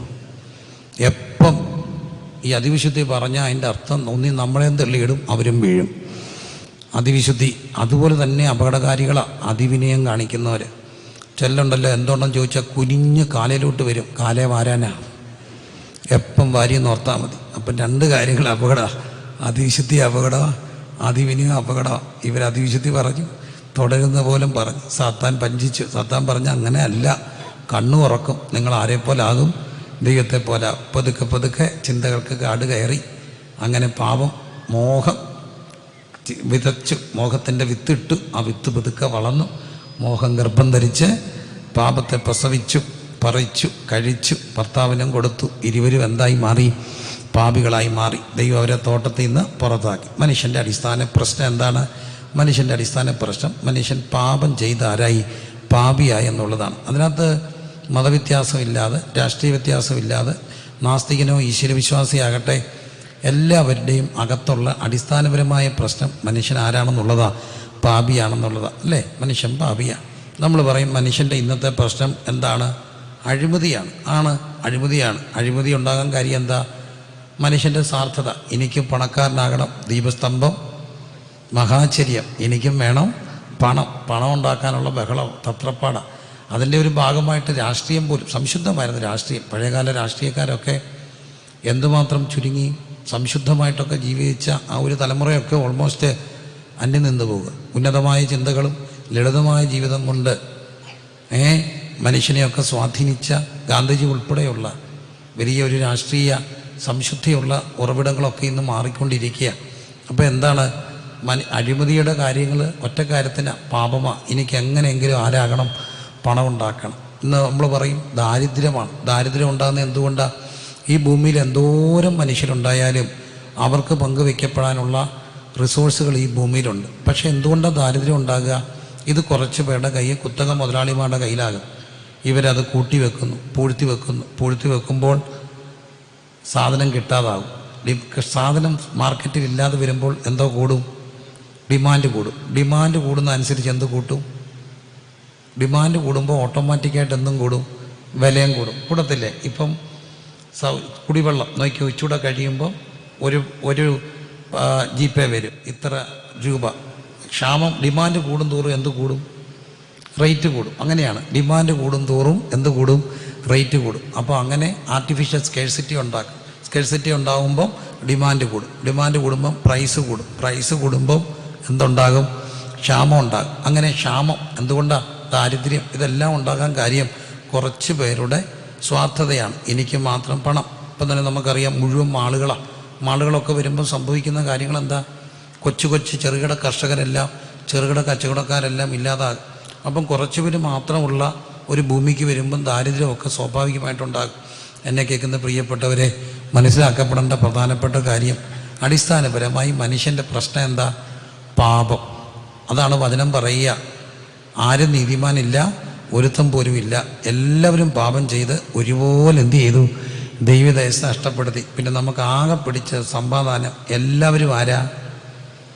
പാപികളാണ്. ഒരുത്തം പോലും ഇല്ല നീതിമാൻ. എല്ലാവരും എന്ത് ചെയ്തു? പാപം ചെയ്തു. ഇപ്പം പരീക്ഷയല്ലേ? പരീക്ഷ കഴിഞ്ഞ് വരുമ്പോൾ എല്ലാവരും ചോദിച്ചു എങ്ങനെ ഉണ്ടായിരുന്നു? കെമിസ്ട്രി എല്ലാവർക്കും പാടായിരുന്നു. എല്ലാവർക്കും പാടാം. ആകെ സമാധാനം. എല്ലാവർക്കും എന്തായിരുന്നു? പാടായിരുന്നു. ഇത് തന്നെയാണ് നമ്മുടെയും കാര്യം. കൊച്ചൻ പരീക്ഷ ജയിച്ച് വരിക, കേട്ടൊരു തമാശയാ.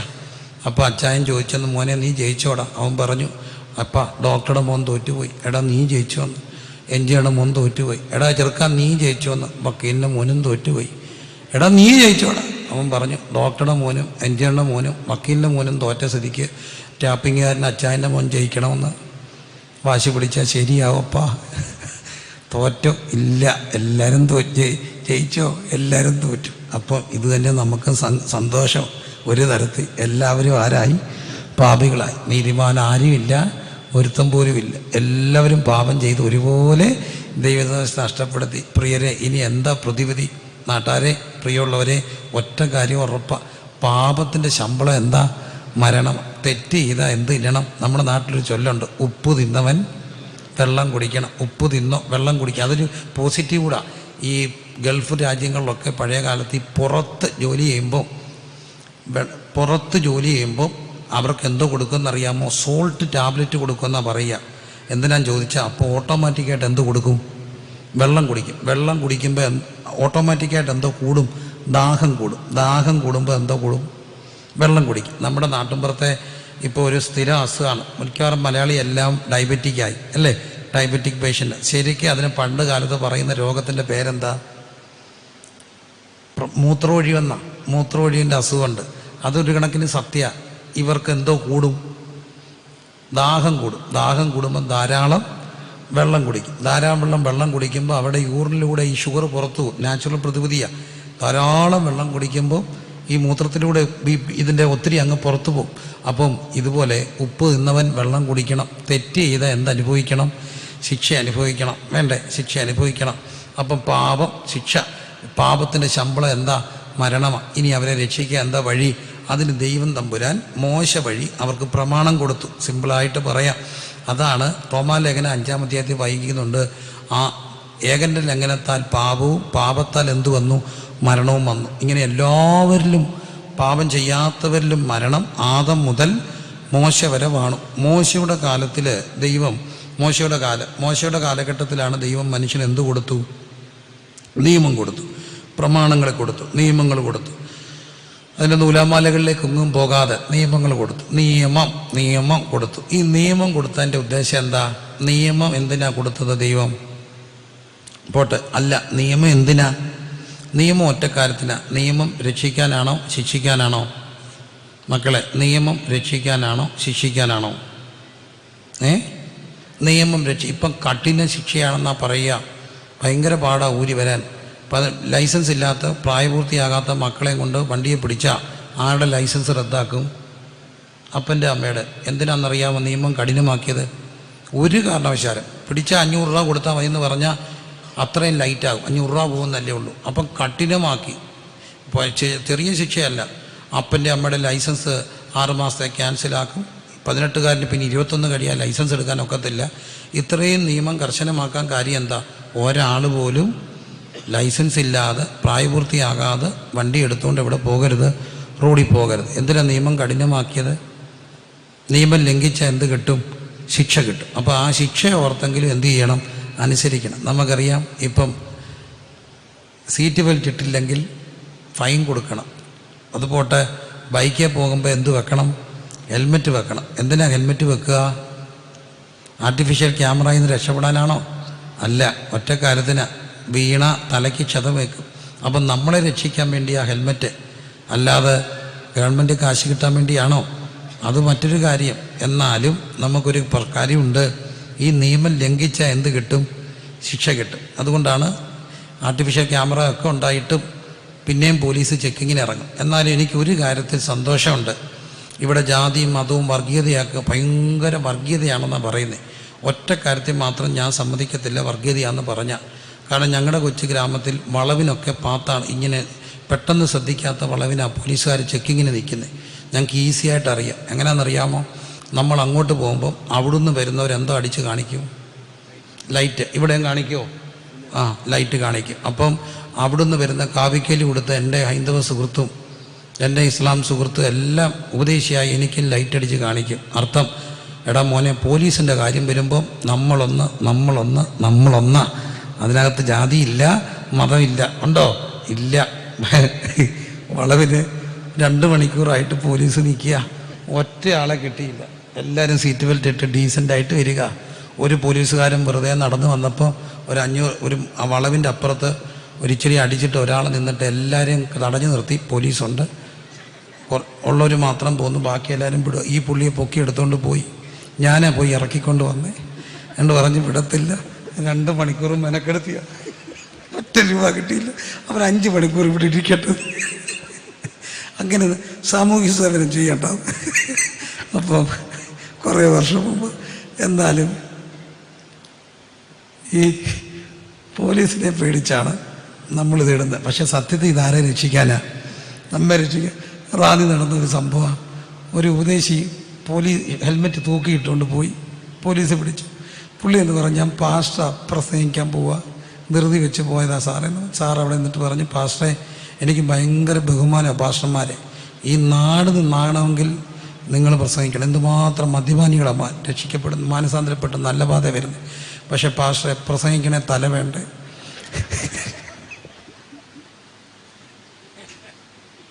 പാസ്റ്റർ ഇച്ചിരി ഫൈൻ കൂട്ടിത്തരണം. കാരണം പാസ്റ്റർ ജീവനോട് ഇരുന്നാലേ ഈ നാട് നന്നാകത്തുള്ളൂ.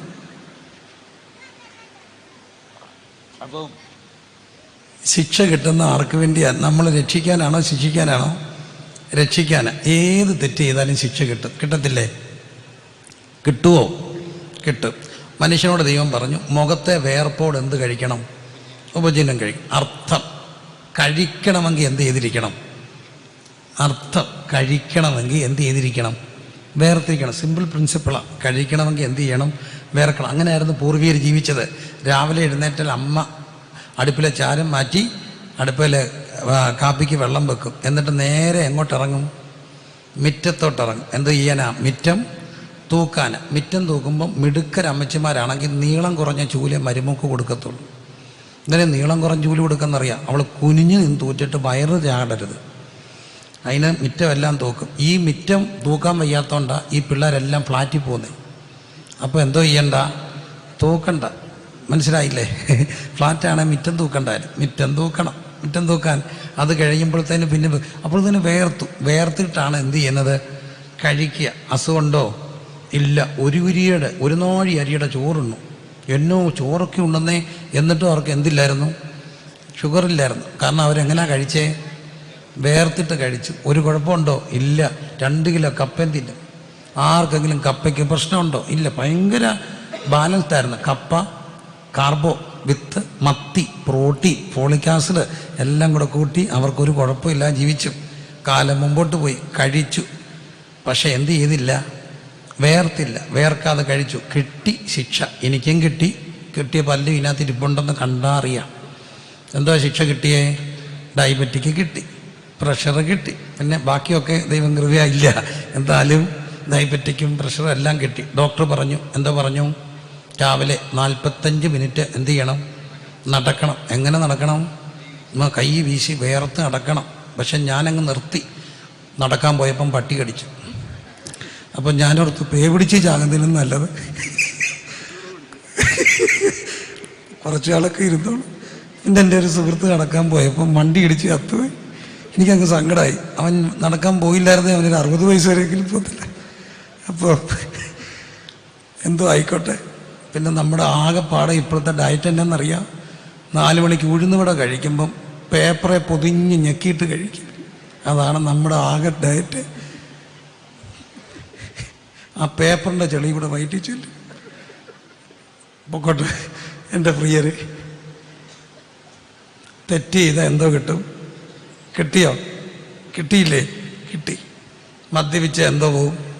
കരൾ പോവും. കിട്ടത്തില്ലേ? വലിച്ച എന്തോ പോവും? ലങ്സ് പോവും. കിട്ടിയില്ലേ? കിട്ടി. തെറ്റ് ചെയ്താൽ എന്ത് കിട്ടും? ശിക്ഷ കിട്ടും. പക്ഷേ ഈ ശിക്ഷ കിട്ടുമെന്നറിഞ്ഞിട്ടും മനുഷ്യൻ എന്ത് ചെയ്യാൻ തുടങ്ങി? തെറ്റ് ചെയ്യാൻ. അപ്പോൾ ശിക്ഷ നിയമം വെച്ചു. നിയമം 10 കൽപ്പനകൾ, അതിൻ്റെ ഉപകൽപ്പനകൾ.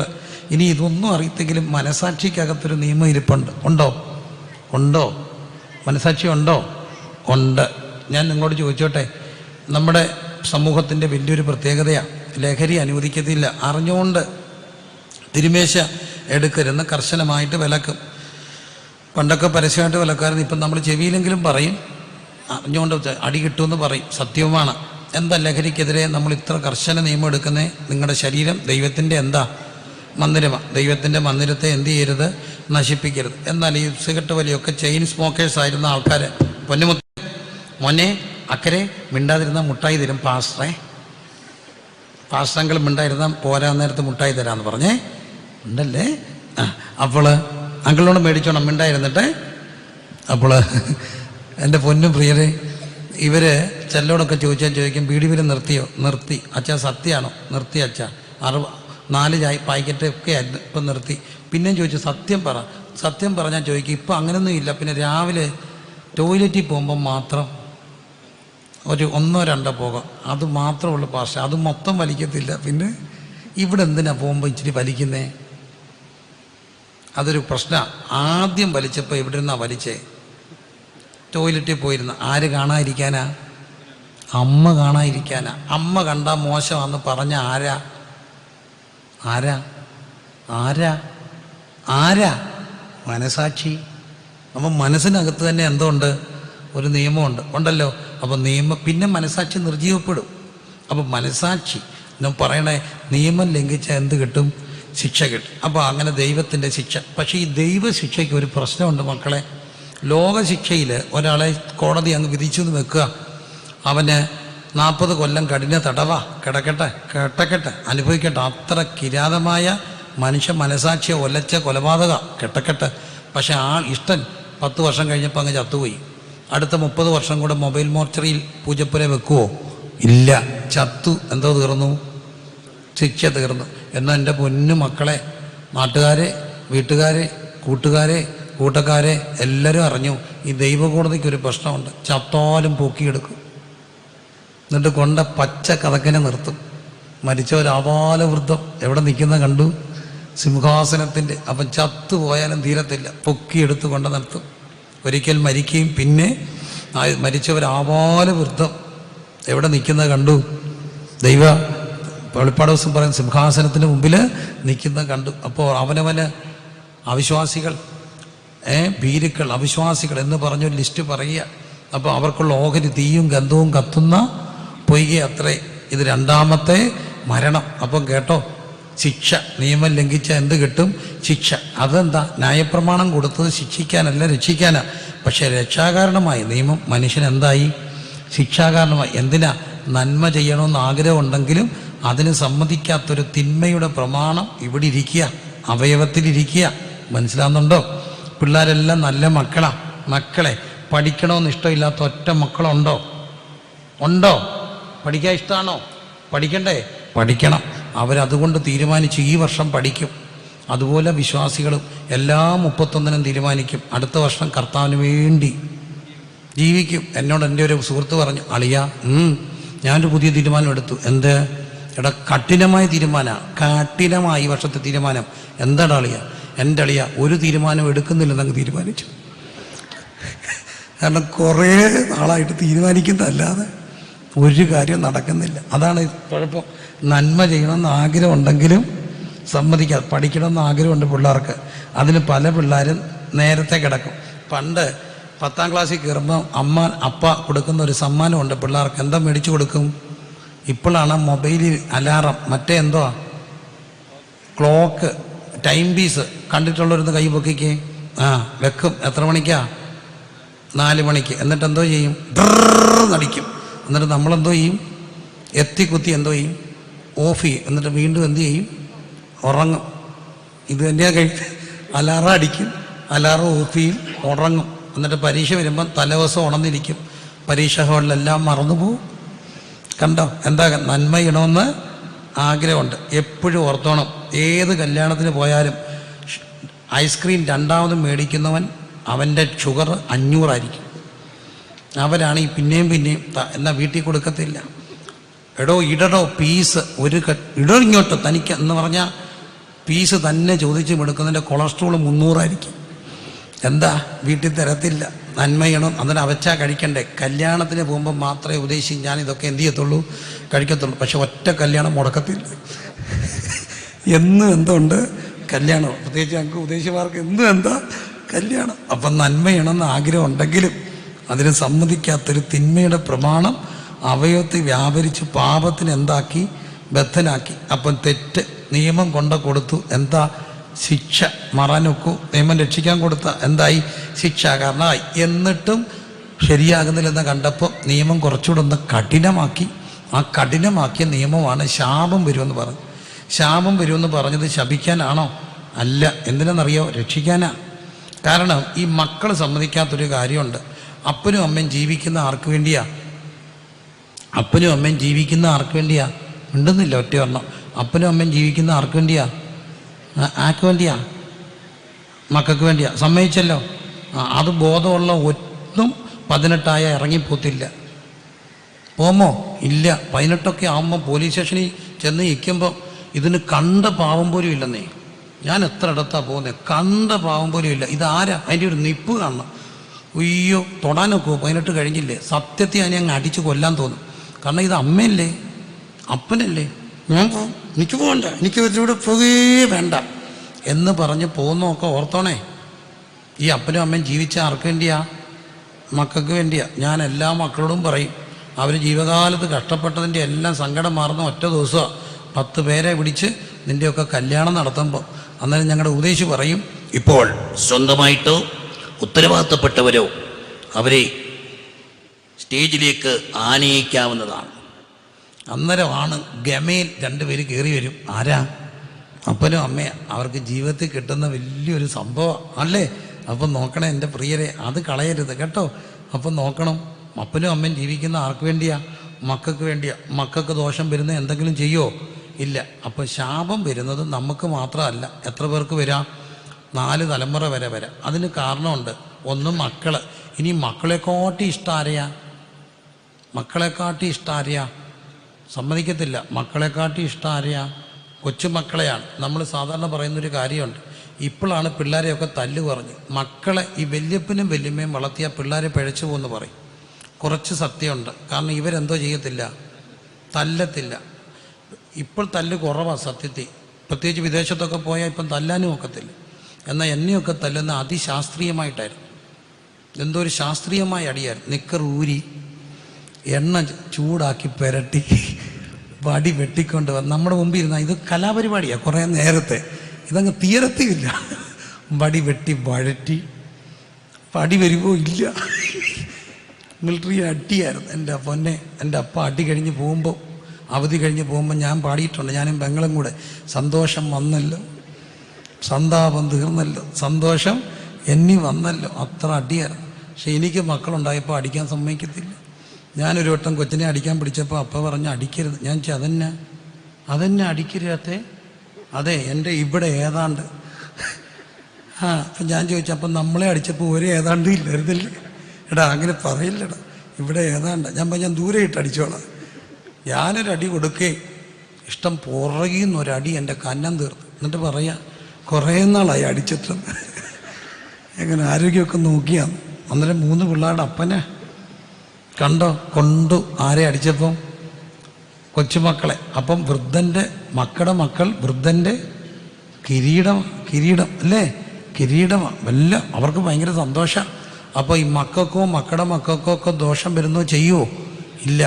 അതിനാണ് ശാപം വരുമെന്ന് പറഞ്ഞത്. ശപിക്കാനല്ല. മക്കളെയും മക്കളെയും ഒക്കെ ഓർത്ത് മര്യാദയ്ക്ക് എന്ത് ചെയ്യണം? ജീവിക്കണം. പക്ഷെ അകത്ത് എന്തോ ഇരിക്കുക? പാപം. ഈ പാപം എന്തോ ചെയ്യിപ്പിച്ചു? പാപം അരുതാത്ത് ചെയ്യിപ്പിച്ചു. എന്തോ വന്നു? ശിക്ഷയുടെ കൂടെ എന്തുകൂടെ വന്നു? ശാപം കൂടെ വന്നു. ശാപം ഉണ്ടോ എന്നൊക്കെ ചോദിച്ചാൽ ശാപമുണ്ട്. എൻ്റെ ഒരു പ്രിയപ്പെട്ട സുഹൃത്തുണ്ട്. അദ്ദേഹം ഒരു അച്ഛൻ്റെ മകനാ, പള്ളിയിലച്ഛൻ്റെ മോനാ. അപ്പം അദ്ദേഹം പറയുന്നൊരു കാര്യമുണ്ട്.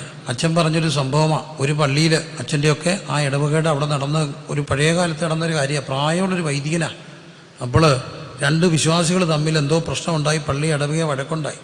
അപ്പോൾ ഒരാളുടെ വീട്ടിൽ, ഈ പള്ളിയിൽ ഒരാളുടെ ഏതാണ്ട് മാമോദീസ നടക്കുക.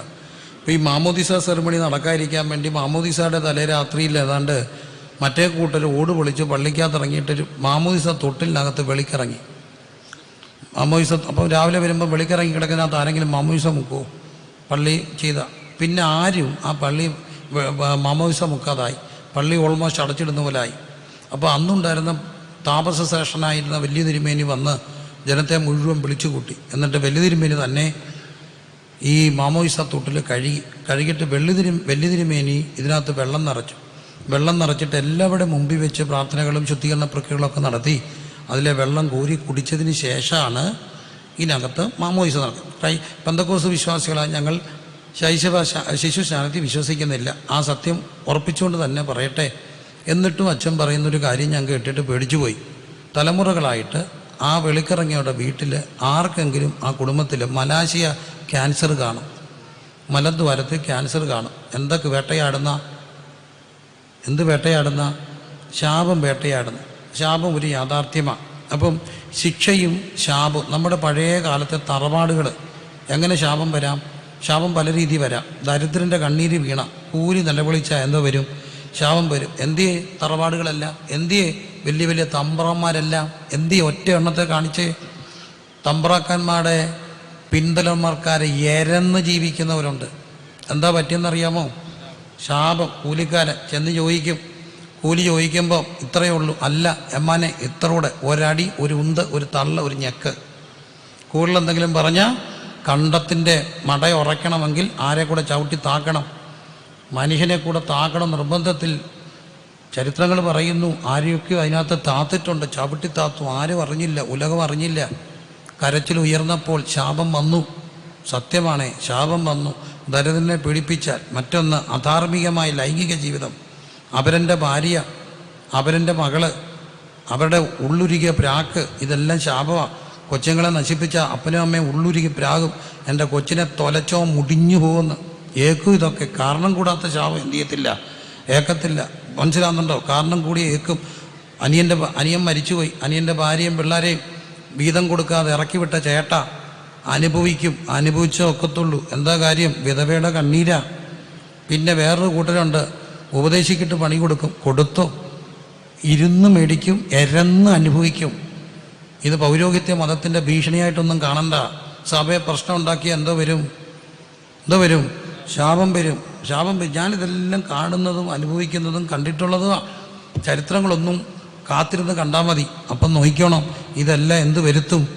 ശാപം വരുത്തും. അപ്പം ശിക്ഷയും ശാപവും മരണവും എത്ര പിള്ളേർ എന്നോട് പറഞ്ഞിട്ടുണ്ട്, പാസ്റ്ററെ പറഞ്ഞിട്ട് കാര്യമില്ല, പ്രാർത്ഥിച്ചിട്ടൊന്നും കാര്യമില്ല, അനുഭവിക്കാൻ വേണ്ടി ഇഷ്ടം പോലെ ഉണ്ടാക്കി വെച്ചിട്ടാണ് കാർന്നൂർ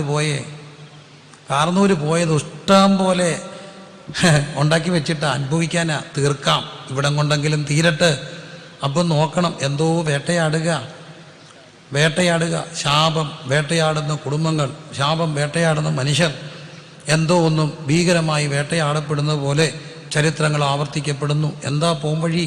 എന്താ പരിഹാരം? അടുത്തൊരു പരിഹാരം കൊണ്ടുവന്നു. ആ പരിഹാരം സിമ്പിളാ. നീ മരിക്കേണ്ടിടത്ത് മൃഗത്തെ മരിച്ചാൽ മതി, കൊല്ലപ്പെട്ടാൽ മതി. യാഗം വന്നു. വേദപുസ്തകത്തിൻ്റെ ചരിത്രത്തിൽ യാഗങ്ങൾ പ്രധാനപ്പെട്ട ഒരു കാര്യം. അതാ യാഗം സത്യത്തിൽ നിന്റെ പാപത്തിൻ്റെ പരിഹാര പ്രക്രിയയായി മൃഗമോ കാളക്കിടാവോ കുറുമ്പ്രാവിനെയോ ഒക്കെ എന്ത് ചെയ്യുക? മരിക്കുക അല്ലേ? പക്ഷേ അവിടെ ഒരു പ്രശ്നമുണ്ട്. ഇബ്രാഹിം പറയുന്നു, ഏത് പുരോഹിതനും ദിവസേന ശുശ്രൂഷയും പാപങ്ങളെ പരിഹരിപ്പാൻ ഒരു നാളും കഴിയാത്ത അതേ യാഗങ്ങളെ കൂടെ കഴിക്കുന്നു. ശ്രദ്ധിക്കണേ, കൂടെ കഴിക്കുന്നു. എന്താ കാര്യം? തെറ്റ് ചെയ്യുന്നു, പരിഹാരം ചെയ്യുന്നു. പക്ഷേ വീണ്ടും പരിഹാര പ്രക്രിയ വീണ്ടും എന്ത് ചെയ്യും? പാപം ചെയ്യുമോ? വീണ്ടും എന്ത് ചെയ്യും? പാപം ചെയ്യും. ക്ഷമയ്ക്ക് അവാർഡ് കിട്ടിയൊരു മനുഷ്യൻ, ഭയങ്കര ക്ഷമയാണ്, അവാർഡ് കിട്ടി. ഒടുവിൽ അവാർഡൊക്കെ കിട്ടി, പത്രത്തിൽ പേര് വന്നു, വലിയ ആളായി. അവസാനം കുറേ ജൂനിയർ ജേർണലിസ്റ്റുമാർ നമ്മൾ ഇലക്ഷൻ്റെ സമയത്തൊക്കെ കണ്ടില്ല, കുത്തി ചോദിക്കും. അന്നേരം ഇവർക്കങ്ങ് ദേഷ്യം വരും. പറഞ്ഞിട്ട് കാര്യമില്ല, ക്ഷമയുള്ളവർക്ക് പത്രസമ്മേളനത്തിൽ പോയിരിക്കാനൊക്കത്തുള്ളൂ. കാരണം ചോദ്യങ്ങൾ നമ്മളെ പ്രകോപിപ്പിക്കും. അവിടെ ശാന്തമായിട്ടിരിക്കണം. അപ്പോൾ അതുകൊണ്ട് ഒരു ലേഡി ജേർണലിസ്റ്റ് ചോദിച്ചു, അപ്പോൾ സാറിന് ക്ഷമയ്ക്ക് അവാർഡ് കിട്ടിയപ്പോൾ അതിൻ്റെ അർത്ഥം സാറ് കോപിച്ചിട്ടേ ഇല്ലെന്നാണോ? ഇല്ല. അപ്പോൾ സാർ കോപിച്ചിട്ടേ ഇല്ല. സാർ രാവിലെ എഴുന്നേറ്റിട്ട് ഭാര്യ കാപ്പി ഇടാൻ പറഞ്ഞപ്പം പറയുക കാപ്പിപ്പൊടി ഇല്ലെന്ന് പറഞ്ഞാൽ ദേഷ്യം വരത്തില്ലേ സാർ? ഇല്ല. വണ്ടി വന്ന് നിൽക്കുക, കൊച്ചു കയറാൻ നേരത്ത് പറയുക ഇന്നാ ഫീസ് അടയ്ക്കേണ്ട ലാസ്റ്റ് ദിവസം, ദേഷ്യം വരത്തില്ലേ? ഇല്ല. അപ്പോൾ സാറ് ദേഷ്യപ്പെട്ടിട്ടില്ലേ? ഇല്ല. പിന്നെയാ കൊച്ചു ചോദിച്ചു, സാറ് ദേഷ്യപ്പെട്ടില്ല? സാർ ദേഷ്യപ്പെട്ടു. കുറച്ച് കഴിഞ്ഞാൽ പറഞ്ഞു, കൊച്ച നിന്നോട് ഞാൻ കുറേ നേരം ഉണ്ട് അപ്പോൾ എല്ലാവൻ്റെ അകത്ത് എന്തോ കിടപ്പുണ്ട്. പാപം അവസരം കിട്ടുമ്പോൾ എന്തോ ചെയ്യും? ചതിക്കും. പാപം അവസരം കിട്ടുമ്പോൾ എന്തോ ചെയ്യും? ചതിക്കും. അതുകൊണ്ടാണ് ഈ അവസരങ്ങൾ പരീക്ഷയിലേക്ക് ഞങ്ങളെ എന്ത് ചെയ്യരുത്?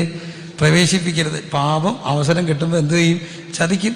അപ്പോൾ അതുകൊണ്ട് തന്നെ പ്രിയരെ, പാപവും ശിക്ഷയും ശാപവും മനുഷ്യനെ വേട്ടയാടി എന്താ പരിഹാരം ചെയ്തു. എല്ലാ മതങ്ങളിലൊക്കെ പരിഹാരങ്ങളുണ്ട്, ഓരോരോ പരിഹാരങ്ങളാണ്. ഈ പരിഹാരം ചെയ്താൽ പിന്നെ എന്തു ചെയ്യും? പാപം ചെയ്യും. അപ്പം പിന്നെ എന്തു ചെയ്യണം? പരിഹാരം ചെയ്യണം. ഈ പരിഹാരം ചെയ്യുന്നതുകൊണ്ട് ആർക്കാ ഗുണമെന്നറിയാമോ? പുരോഹിതന്മാർക്ക്. അവർ ആടുമായിട്ട് യാഗം കഴിക്കാൻ ദൂരെ നിന്ന് വരുമ്പം ഇവരുടെ ബിനാമി പുറത്ത് ഇപ്പുണ്ട്. അവർ ആടിനെ നോക്കിയിട്ട് പറയും ഇതിന് പുഴുക്കത്തുണ്ട്, നടക്കില്ല. അവർ പറയും ഞാൻ 100 കിലോമീറ്റർ ഒന്നാ. പറഞ്ഞിട്ട് കാര്യമില്ല, എടുക്കില്ല. ഇനി എന്തോ ചെയ്യണം? ഞങ്ങളുടെ ആടുണ്ട്, അതിനെന്തോ ചെയ്യണം? ഇത്ര രൂപ തരണം. ഇത്ര രൂപ തരാൻ പൈസയില്ല. പറഞ്ഞിട്ട് കാര്യമില്ല. അവസാനം പാവം എങ്ങനെങ്കിലും കൊടുക്കും. അതിനാണ് തമ്പുരാൻ ഇങ്ങോട്ട് വന്നിട്ട് എല്ലാം മറിച്ചിട്ട് ചമ്മട്ടി കൊണ്ട് എന്ത് ചെയ്തു? അടി കൊടുത്തു. ഇവന്മാരെയാ, ബിനാമികളെയാ, എൻ്റെ ആലയം നിങ്ങൾ കള്ളന്മാരുടെ ഗുഹയാക്കി. അപ്പം കണ്ടോ, അത്ര പരോഹിത മതം ഇതിനിടയ്ക്ക് നിന്ന് മനുഷ്യനെ ചൂഷണം ചെയ്തു. നീ പാപിയാ, നീ പരിഹാരം ചെയ്യണം, പരിഹാരം കൊണ്ട് ഞങ്ങൾ തൃപ്തിപ്പെടും, നീ വീണ്ടും പാപിയാ. അപ്പം പാപത്തെ ഓർമ്മപ്പെടുത്തുന്ന പരിഹാര പ്രക്രിയകൾ. അടുത്ത പാപം വരെ ഉള്ളൂ വാറണ്ടി കേട്ടോ, വീണ്ടും പാപം ചെയ്യും. അപ്പോൾ അങ്ങനെ വന്നപ്പോൾ ഇനി എന്താ രക്ഷ? മനുഷ്യൻ്റെ ഒരു നിലവിളി ഉയർന്നു. പ്രിയരെ, ആ നിലവിളി ഇതായിരുന്നു, അയ്യോ ഞാൻ അരിഷ്ട മനുഷ്യൻ, എന്നെ ആര് രക്ഷിക്കും? എന്നെ അരിഷ്ട മനുഷ്യൻ. ഭാരതത്തിനും നിലവിളിച്ചു, മരണത്തിൽ നിന്ന് ജീവങ്കിലേക്കും ഇരുട്ടിൽ നിന്ന് വെളിച്ചത്തിലേക്കും ഞങ്ങളെ എന്തു ചെയ്യണേ? നയിക്കണമേ. പാപോഹം പാപകർമ്മോഹം. വലിയ അറിവുകളില്ല എങ്കിലും ലഭ്യമായ അറിവുകളിൽ പറയട്ടെ, സർവവും പാപമയമ. വചനം പറയുന്നു, ഞാനോ ജഡമയൻ, പാപത്തിന് ദാസനായി വിൽക്കപ്പെട്ടവൻ.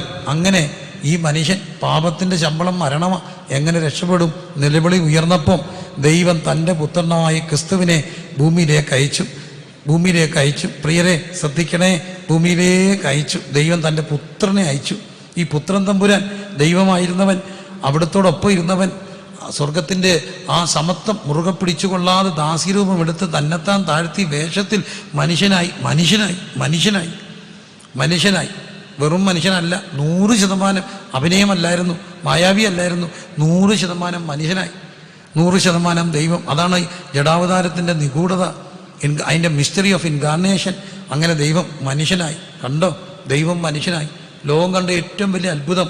മനുഷ്യൻ ദൈവമാണെന്നല്ലട മക്കളെ, ദൈവം ആരായി? മനുഷ്യനായി. ഈ മനുഷ്യൻ ദൈവമായി ഗിമിക്സ് കാണിക്കുന്നുണ്ട്, ആൾ ദൈവങ്ങൾ എന്നൊക്കെ പറയും. അതൊന്നുമല്ല, സാക്ഷാൽ ദൈവം ആരായി? മനുഷ്യനായി. യെരുശലേമിലെ കണ്ണു കാലിത്തൊഴുത്തി കിടക്കുക ആരാ? ദൈവം. കൊച്ചു കുഞ്ഞ് കയ്യും കാലും വിട്ടടിച്ച് കിടക്കുക, ശീലകളാൽ ചുറ്റപ്പെട്ട് കിടക്കുന്നു. ദൈവം ചെറുതായി കേട്ടോ. ദൈവം ആരായി? ചെറുതായി. നമ്മുടെയൊക്കെ ദേഷ്യം വരും, പറയത്തില്ലേ, എന്നെ അവരുടെ മുമ്പിൽ വെച്ച് നീ എന്താക്കി? ആ കളി ചെറുതാക്കി, കൊച്ചാക്കി. ഞാൻ മറക്കത്തില്ല. പിള്ളേർക്ക് പോലും ഇപ്പോൾ ഇഷ്ടമില്ല. അവരുടെ മുമ്പിൽ വെച്ചാ കണ്ടോ, നമുക്ക് വേണ്ടി ഒരാൾ എന്തായി? കൊച്ചായി, ചെറുതായി. ദൈവം ആരായി? ചെറുതായി. എന്തിനാ? ചുരുങ്ങി നമ്മളെ ദൈവത്തോളം വലുതാക്കാൻ, സ്വർഗത്തോളം എത്തിക്കാൻ. സ്വർഗം വിട്ട് ദൈവം ഭൂമിയിലേക്ക് വന്നു, അല്ലേ? സ്വർഗം വിട്ട് ദൈവം എവിടേക്ക് വന്നു? ഭൂമിയിലേക്ക് വന്നു. ഇന്ന് ഈ എന്താണ് ഉപഗ്രഹങ്ങളും ഇങ്ങനെ പോവല്ലേ. പണ്ടൊരു നമുക്കും ഭയങ്കര അഭിമാനമാണ്. ഇന്ത്യയൊക്കെ മുമ്പിൽ പോയി. മംഗളയാൻ എവിടം വരെ പോയി? ചൊവ്വായി പോയി, അല്ലേ? ചൊവ്വായിലല്ലേ മംഗളയാൻ പോയേ. അപ്പോൾ അങ്ങനെ അതൊക്കെ പിന്നെ അങ്ങ് മാറുക. നമ്മൾ വിട്ട ഉപഗ്രഹങ്ങളൊക്കെ പോവുക. പണ്ട് നമ്മളെ കളിയാക്കായിരുന്നു. ഇപ്പോൾ അതൊക്കെ ഇല്ല. ഇപ്പോൾ എല്ലാം ഈ സോഷ്യൽ മീഡിയ അല്ലേ, മിമിക്സ് ഒക്കെ നടത്തും. അമ്പലപ്പറമ്പിലും പൂരപ്പറമ്പിലും ഉത്സവങ്ങളെല്ലാം മിമിക്സാണ്. 3-4 പേര് അങ്ങനെ ഈ കലാഭവനൊക്കെ കണ്ടിട്ടില്ല, ജുബായൊക്കെ ഇട്ടിങ്ങനെ നിൽക്കും. അവിടെ ഒരു മെയിൻ മിമിക്സിൻ്റെ ഒരൈറ്റമായിരുന്നു. ഒന്ന് മുതേശിമാരെ കളിയാക്കും, മറ്റൊന്ന് അന്നത്തെ സൈനിക ശക്തികൾ ആരൊക്കെയാണ്? America, Russia, Japan. ഇപ്പോൾ ഇവർ പറയും അമേരിക്ക റോക്കറ്റ് വിട്ടു, പോയി. റഷ്യ റോക്കറ്റ് വിട്ടു, പോയി. ജപ്പാൻ റോക്കറ്റ് വിട്ടു, അടുത്ത ആൾ പറയും പോയി. ഇന്ത്യ റോക്കറ്റ് വിട്ടു, താഴോട്ട് വിട്ടു. അങ്ങനെ പണ്ട് റോക്കറ്റ് തിരിച്ചു വരുമെന്നും പറഞ്ഞുകൊണ്ട് എന്തോ ബഹളമായിരുന്നു. പിള്ളേർക്ക് അറിയത്തില്ല. സ്കൈലാബ് ഓർമ്മയുണ്ടോ? ഇത് താഴോട്ട് വരും. പക്ഷെ ഇപ്പോൾ അങ്ങനല്ല. നമ്മൾ വിട്ടതെല്ലാം എവിടെ പോയി? മേളിൽ പോയി. അപ്പം മനുഷ്യൻ ചന്ദ്രനിൽ പോയതോ ഉപഗ്രഹം ചൊവ്വായി പോയതോ ഒന്നുമല്ല അത്ഭുതം. ഈ പ്രപഞ്ചം എത്ര നിഗൂഢമാണ്! ഈ പ്രപഞ്ചം ഭയങ്കര നിഗൂഢമാണ്. അടുത്തിടയ്ക്ക് നാസയുടെ ഒക്കെ ചിത്രങ്ങളൊക്കെ ഇല്ലായിരുന്നു? നിഗൂഢമായ പ്രപഞ്ചത്തിൻ്റെ അനന്തമായ വലിപ്പങ്ങൾ ഇന്നും മനുഷ്യന് മനസ്സിലായിട്ടില്ല. ആ പ്രപഞ്ചം മുഴുവൻ സൃഷ്ടിച്ച തമ്പുരാൻ മനുഷ്യനെ തേടി ആരായിട്ട് വന്നു? മനുഷ്യനായി. കണ്ടോ, ദൈവം മനുഷ്യനെ തേടിപ്പോയതല്ല. ദൈവം ആരെ തേടി വന്നു? മനുഷ്യനെ തേടി വന്നു. തേടിയതല്ല ഞാൻ നിന്നെ, ഈ ക്രൂശിൻ സ്നേഹം എടിയ പാപിയാമെന്നെ തേടിയതല്ല ഞാൻ നിന്നെ, ഈ ക്രൂശിൻ സ്നേഹം നേടിയ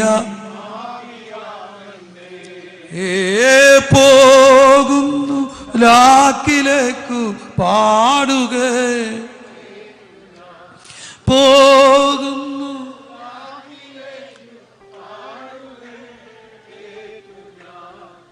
ആറുവാൻ. കണ്ടോ, ഈ ക്രൂശ് ദൈവം മനുഷ്യനെ തേടി വന്നു. മനുഷ്യൻ ദൈവത്തെ തേടി പോകുന്നുണ്ട്. ഈശ്വരനെ തേടി ഞാൻ അലഞ്ഞു, കടലുകൾ കടന്ന് ഞാൻ തിരഞ്ഞു, അവിടെയും ഇല്ല ഇവിടെയും ഇല്ല ഈശ്വരൻ. എന്നാൽ എൻ്റെ പ്രിയരെ അറിയണം, ഈശ്വരൻ ദൈവം മനുഷ്യനെ തേടി വന്നു. മനുഷ്യനെ തേടി വന്ന ദൈവം മനുഷ്യനായി അവതരിച്ചു. കന്യക ഗർഭിണിയായി ഒരു മകനെ പ്രസവിക്കും. അവൻ തൻ്റെ ജനത്തെ അവരുടെ പാപങ്ങൾ രക്ഷിപ്പായിരിക്കൊണ്ട് അവന് യേശു എന്ന് പേരിടും. അവൻ ഇമ്മാനുവേൽ, ദൈവം നമ്മോട് കൂടെ മനുഷ്യരുടെ ഇടയിൽ വസിച്ചു. മുത്സാര ഭയത്താൽ മുമ്പോട്ട് പോകട്ടെ. 30 വയസ്സ് വരെ മാതാപിതാക്കൾക്ക് എന്ത് ചെയ്തു? കീഴ്പ്പെട്ട് ജീവിച്ചു. 12ാമത്തെ വയസ്സിൽ ദേവാലയത്തിൽ വരുന്നുണ്ട്. പിന്നെ 30 കാണുക, ചരിത്രം പറയുന്നു, വിശ്വസിക്കപ്പെടുന്നു. ഇടക്കാലങ്ങളിൽ എവിടാ? അച്ഛൻ്റെ പണിയാ, അധ്വാനിക്കുക. എനിക്ക് ഭയങ്കര ബഹുമാനമാണ് കർത്താവിനെ. ഇന്നത്തെ പിള്ളേർക്ക് പല കാര്യങ്ങൾക്ക് ഉത്തരവാദിത്തം ഇല്ല. 10, 17, 18 വയസ്സായ പിള്ളേരൊക്കെ എങ്ങനെയെങ്കിലുമൊക്കെ ഇച്ചിരി പൈസ ഉണ്ടാക്കും, ചെറിയ കൊടുക്കും. അതിനകത്തൊക്കെ ചെറിയ കാര്യങ്ങൾ ചെയ്യും. കാശുള്ള വീട്ടിലെ പിള്ളേർ വരെ കാറ്ററിങ്ങിനൊക്കെ പോകും. 10, 500, 600 രൂപ കിട്ടും. ഞാൻ പല കൊച്ചുങ്ങളും ചോദിച്ചിട്ടുണ്ട്, എന്തോ ചെയ്യാനാ? റീചാർജ് ചെയ്യും.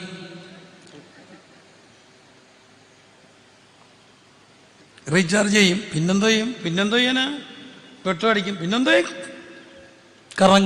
കറങ്ങണം, പെട്രോൾ അടിക്കണം എന്നല്ലാതെ ഒരു ഉദ്ദേശവും ഇല്ല.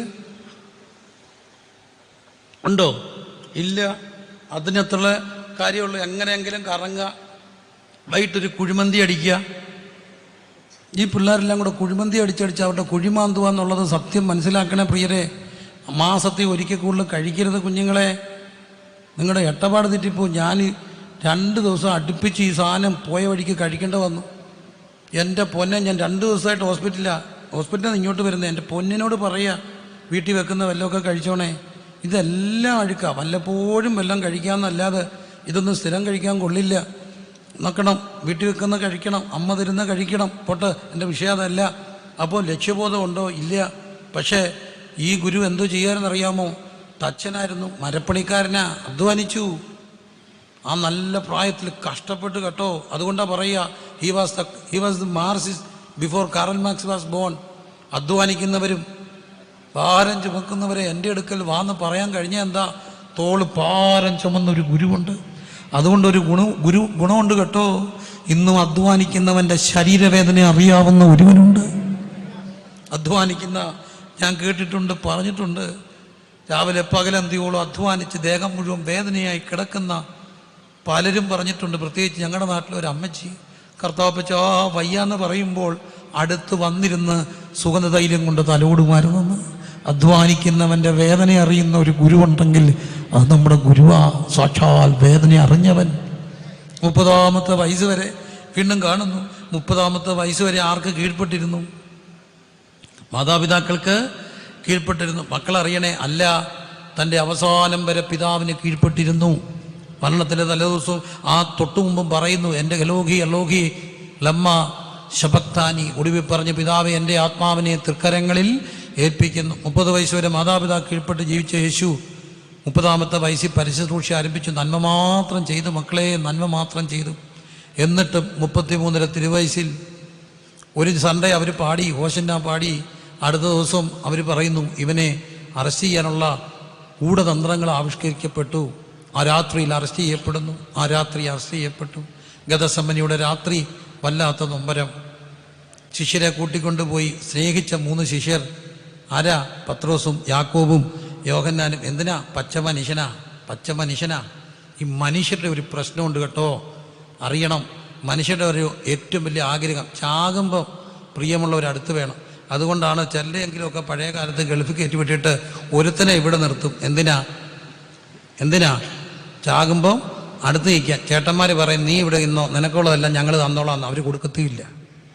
എന്നാലും ഈ പിള്ളേരെ നോക്കി, അപ്പനെ നോക്കി ഇന്നൊന്നും ദോഷവും വരത്തില്ല. അടുത്ത് ഇന്നും ജോലി കളഞ്ഞു വന്ന പിള്ളേരെ എനിക്കറിയാം, അപ്പനെ നോക്കാൻ വേണ്ടി കഷ്ടപ്പെട്ട് ജീവിക്കുന്ന പിള്ളേർ. എന്നാലും എൻ്റെ മനസ്സിൽ മായാതെ നിൽക്കുന്നൊരു കാര്യമുണ്ട്. തളർന്നു പോയ അമ്മയെ നോക്കാൻ UK ജോലി കളഞ്ഞു വന്നൊരു കൊച്ചിനെ കണ്ടു. അവൻ രാത്രി 1 മണിയായപ്പം തളർന്നു പോയ അമ്മയെ വണ്ടിയെ കയറ്റി വെച്ചൊരു നൈറ്റിയൊക്കെ കുളിപ്പിച്ച് എൻ്റെ വീടിൻ്റെ മുമ്പിൽ വന്ന് ഹോണടിച്ചു. ഞാൻ അത്ഭുതപ്പെട്ടു പോയി. ഞാൻ ചോദിച്ചാരാ? കോവിഡിൻ്റെ ആ സമയം കഴിഞ്ഞ ആ ഒരു സമയങ്ങളിലാണ്. അമ്മ തളർന്ന് കിടക്കുക. അമ്മയ്ക്കൊരാഗ്രഹം, മനുഷ്യനെയും ഒന്ന് രാത്രി പുറത്തിറങ്ങണം. പകൽ കൊണ്ടുപോകാൻ പാടാ, കാരണം ഡ്രസ്സൊക്കെ പ്രോപ്പർ ഇടാൻ പാടാ. ഒരു നൈറ്റി ഇട്ട് പ്രിൻസിപ്പൽ പാസ്റ്ററുടെ പ്രസംഗം കേൾക്കുമ്പോൾ പാസ്റ്ററി ഒന്ന് കാണണം, ഒന്ന് ഇറങ്ങി വന്ന് കാണാം, അമ്മയ്ക്ക് കാണാനാ. ഞാൻ ചോദിച്ചു, നീ എവിടെ പോകും? ചുമ്മാ ഒരു 10-30 മൈൽ ഒന്ന് ഓടിക്കണം. അമ്മയും കൊണ്ട് സന്തോഷം തോന്നി. ഒരു കുഞ്ഞ് അമ്മയും കൊണ്ട് നടക്കുന്നില്ലേ? അപ്പോൾ നോക്കണേ എൻ്റെ പൊന്നു പ്രിയരെ, മാതാപിതാക്കൾ കീഴ്പ്പെട്ട് ജീവിച്ച ക്രിസ്തു ഒരു തെറ്റും ചെയ്യാഞ്ഞിട്ടും ഈ മനുഷ്യരുടെ ആഗ്രഹം എന്താ? സ്നേഹിക്കുന്നവർ കൂടെ വേണം. മരിക്കുമ്പോൾ മരണവേദനയാ. അവരോട് പറഞ്ഞു, കൂടെ നിന്നിരിക്കാമോ? അവർ കിടന്ന് എന്ത് ചെയ്തു? ഉറങ്ങി. ഒറ്റയ്ക്കായി. പിതാവിൻ്റെ സാന്നിധ്യം ദൂതന്മാരെ അയച്ചു. അവരെ അറസ്റ്റ് ചെയ്തു. ആ രാത്രി 3 മതകോടതി വിസ്തരിച്ചു. അന്നാസും കയ്യഫാവും സന്നദ്ധി സംഘവും വിസ്തരിച്ചു. കുറ്റം വല്ലതും കണ്ടോ? ഇല്ല. രാത്രിയിലായിരുന്നു മതകോടതിയുടെ വിസ്താരം. അവിടെ ഒത്തിരി തെറ്റുകൾ നടക്കുന്നുണ്ട്. രാത്രി കോടതി ഉണ്ടോ? ഇല്ല. അടിയന്തര അവസരമല്ല, രാത്രി കോടതിയില്ല. 2, കോടതിയിൽ പ്രതിയെ കൊണ്ടുവരുമ്പം കുറ്റപത്രം വായിക്കണം. വായിച്ചോ? ഇല്ല. 3-ാമത്തെ കാര്യം, കോടതിയിൽ ഒരു പ്രതിയെ വിസ്തരിക്കുമ്പോൾ കയ്യേറ്റം ചെയ്യാൻ പാടുണ്ടോ? ഇല്ല. കയ്യേറ്റം ചെയ്തു. 4-ാമത്തെ ഒരു കാര്യമാണ്, പ്രതിക്കെതിരെ സാക്ഷികളെ കൊണ്ടുവരണം. അവർ പരസ്പരം കേൾക്കപ്പെടാതെ വിസ്തരിക്കുകയും കുറഞ്ഞത് 3 സാക്ഷിയുടെയെങ്കിലും മൊഴികൾ ഒത്തുവരികയും ചെയ്യണം. സാക്ഷിമൊഴികൾ ഒത്തുവന്നോ? ഇല്ല. എന്നിട്ടും അവർ പറഞ്ഞു അവനെ ക്രൂശിക്കണം. ഇനി ആരുടെ അനുവാദം വേണം? രാഷ്ട്രീയ കോടതിയുടെ അനുവാദം വേണം. തെളിവ്, നമ്മൾ ഇന്ന് പള്ളി കല്യാണം കഴിക്കും. കല്യാണം കഴിച്ചാലും എവിടെ രജിസ്റ്റർ ചെയ്യണം? പഞ്ചായത്തിൽ രജിസ്റ്റർ ചെയ്യണം. പഞ്ചായത്തിൽ രജിസ്റ്റർ ചെയ്തിട്ട് ഒരു കുഴപ്പമുണ്ട്. കത്തോലിക്കലൊക്കെ സഭാ കോടതിയുണ്ട്. അനൽമെൻറ്റ് ചില മാരേജിന് കൊടുത്താലും എവിടെ നിന്നുള്ള ഇത് വേണം? കുടുംബ കോടതിയിൽ നിന്ന് ഡിവോഴ്സ് കിട്ടാതെ ഒരാൾക്ക് സെക്കൻഡ് മാരേജ് നടത്താൻ ഒക്കത്തില്ല. പിന്നെ ആരാവും? വിവാഹ തട്ടിപ്പ് വീരനാകും. അപ്പോൾ എന്താണ്? കോടതിക്ക് കീഴ്പ്പെട്ടിരിക്കണം. അപ്പോൾ ശിക്ഷ ഇവർക്ക് വിധിച്ചെങ്കിലും നടപ്പാക്കണമെങ്കിൽ എന്ത് വേണം? ലോക കോടതിയുടെ ഗവൺമെൻറ് അംഗീകാരം വേണം. റോമാ ഗവൺമെൻറ് പിലാത്തോസിൻ്റെ അടുക്ക കൊടുത്തു. പിലാത്തോസ് മൊത്തം പഠിച്ചു, ഒരു തെറ്റും കണ്ടില്ല. ഇനി എന്താ വഴി? പ്രതി ഏത് പ്രവിശ്യയിലെയാണ്? അവിടുത്തുകാരനെ ആ പ്രതിയിലെ ഗവർണറെ വിസ്തരിക്കുക. ഹെരോദാസ് വന്നിട്ടുണ്ട്, യെരുശലേമിലുണ്ട്, വിട്ടു. അങ്ങോട്ട് അദ്ദേഹം തിരിച്ചയച്ചു, ഒരു തെറ്റും കണ്ടില്ല. വീണ്ടും പിലാത്തോസ് വിസ്തരിച്ചു. എന്നിട്ട് പിലാത്തോസ് പുറത്തു കൊണ്ടുവന്ന് യേശുവിനെ ലോകത്തിൻ്റെ മുമ്പിൽ പരിചയപ്പെടുത്തി കൊടുത്തു. ഈ നിൽക്കുന്ന പ്രതിയിൽ ഞാനൊരു തെറ്റും എന്ത് ചെയ്യുന്നില്ല, കാണുന്നില്ല. മാനവലോകമേ, നിങ്ങളുടെ വിശ്വാസം, നിങ്ങളുടെ വ്യക്തിപരമായ കാര്യം, നിങ്ങളുടെ സഭ, സമുദായം, മതം, രാഷ്ട്രീയം, അത് നിങ്ങളുടെ കാര്യം. എങ്കിലും ഒരു ചെറിയ ചോദ്യം എളിയവൻ ചോദിക്കുക, ഉത്തരം പറയണം. കോടതി ഒരു പ്രതിയെ നോക്കി പറയുന്നു, ഈ നിൽക്കുന്ന പ്രതിയിൽ ഞാനൊരു തെറ്റും എന്ത് ചെയ്യുന്നില്ല, കാണുന്നില്ല. ബാക്കി പൂരിപ്പിച്ചേ. മക്കൾ ബാക്കി പൂരിപ്പിക്കുക. പൗരബോധം വേണ്ടേ? പൗരബോധം വേണം. ബാക്കി പൂരിപ്പിക്കുക. ഈ നിൽക്കുന്ന പ്രതിയിൽ ഞാനൊരു തെറ്റും കാണുന്നില്ല. പറ ബാക്കി. എടാ പറയടാ, പിള്ളേർ പറ ബാക്കി. ഞങ്ങളുടെ തലമുറയായിരുന്നെങ്കിൽ ഇപ്പം പറഞ്ഞേനെ, കൈ ചുരുട്ടി പറഞ്ഞേനെ. അതുകൊണ്ട് ഈ കോടതി ഈ പ്രതിയെ എന്ത് ചെയ്യുന്നു? വെറുതെ വിടുന്നു. അങ്ങനെയല്ലേ പറയണ്ടേ? ആണോ? പക്ഷേ അതാണ് കോടതിയുടെ അടിസ്ഥാനം. കോടതിയുടെ ആപ്തവാക്യം എന്താ? 1000 കുറ്റവാളി രക്ഷപ്പെട്ടാലും ഒരു നിരപരാധി പോലും എന്ത് ചെയ്യരുത്? ശിക്ഷിക്കപ്പെടരുത്. കോടതി എന്താ പറഞ്ഞേ? ഈ നിൽക്കുന്ന പ്രതിയിൽ ഞാനൊരു തെറ്റും എന്ത് ചെയ്യുന്നില്ല, കാണുന്നില്ല. അങ്ങനെ പറഞ്ഞാൽ കോടതി വെറുതെ വിടണം. പക്ഷേ കോടതി വിധിച്ചു, അതുകൊണ്ട് ഞാൻ അവനെ അടിപ്പിച്ചു വിട്ടയക്കാം. ഏതുകൊണ്ട്? ഒരു തെറ്റും ചെയ്യാത്ത കൊണ്ട് അടിപ്പിക്കാം. സമ്മതിക്കുമോ? വെറുതെ അടിക്കുമോ പോലീസ്? ചുമ്മാ ഒരടി തരുമോ? നമ്മുടെ പൗരബോധം തിളയ്ക്കത്തില്ലേ? എൻ്റെ അറിവ്, എൻ്റെ വായന എവിടെയോ കിടക്കുന്ന ഒരു ഓർമ്മ. തിരുവനന്തപുരത്ത് നിൽക്കുന്ന സാത്വികനായൊരു മനുഷ്യനാണ് പന്ന്യൻ രവീന്ദ്രൻ സാർ. എൻ്റെ ഓർമ്മയാണ്, നമുക്ക് എപ്പോഴോ വായിച്ചതാണ്. മുടി വളർത്തിയത് പോലും പ്രതിഷേധമായിട്ട്. അന്നത്തെ ഹിപ്പി സംസ്കാരത്തിൽ ഒരു SI ഇങ്ങനെ ബൈക്കേ കൊണ്ടാടുന്ന കത്രീയമായിട്ട്. ഞാൻ എവിടെയോ എന്നോ ഒരിക്കൽ വായിച്ചാണ്. അപ്പം അതിനോടുള്ള പ്രതിഷേധ സൂചകമായിട്ടാണ് മുടി വളർത്തിയത്, പിന്നെ വളർത്തിയതെന്നൊക്കെ ഞാൻ വായിച്ചിട്ടുണ്ട്. എൻ്റെ ഓർമ്മയിൽ കിടക്കുന്നു. ശരിയായിരിക്കണം എൻ്റെ ചിന്ത. എങ്കിലും പൊക്കോട്ട്. ഞാൻ ചോദിക്കുന്ന ഒരു ചോദ്യം, തെറ്റ് ചെയ്യാത്തവനെ അടിക്കാൻ ഒക്കുമോ? ഇല്ല. എന്നിട്ടും അടിപ്പിക്കപ്പെട്ടു.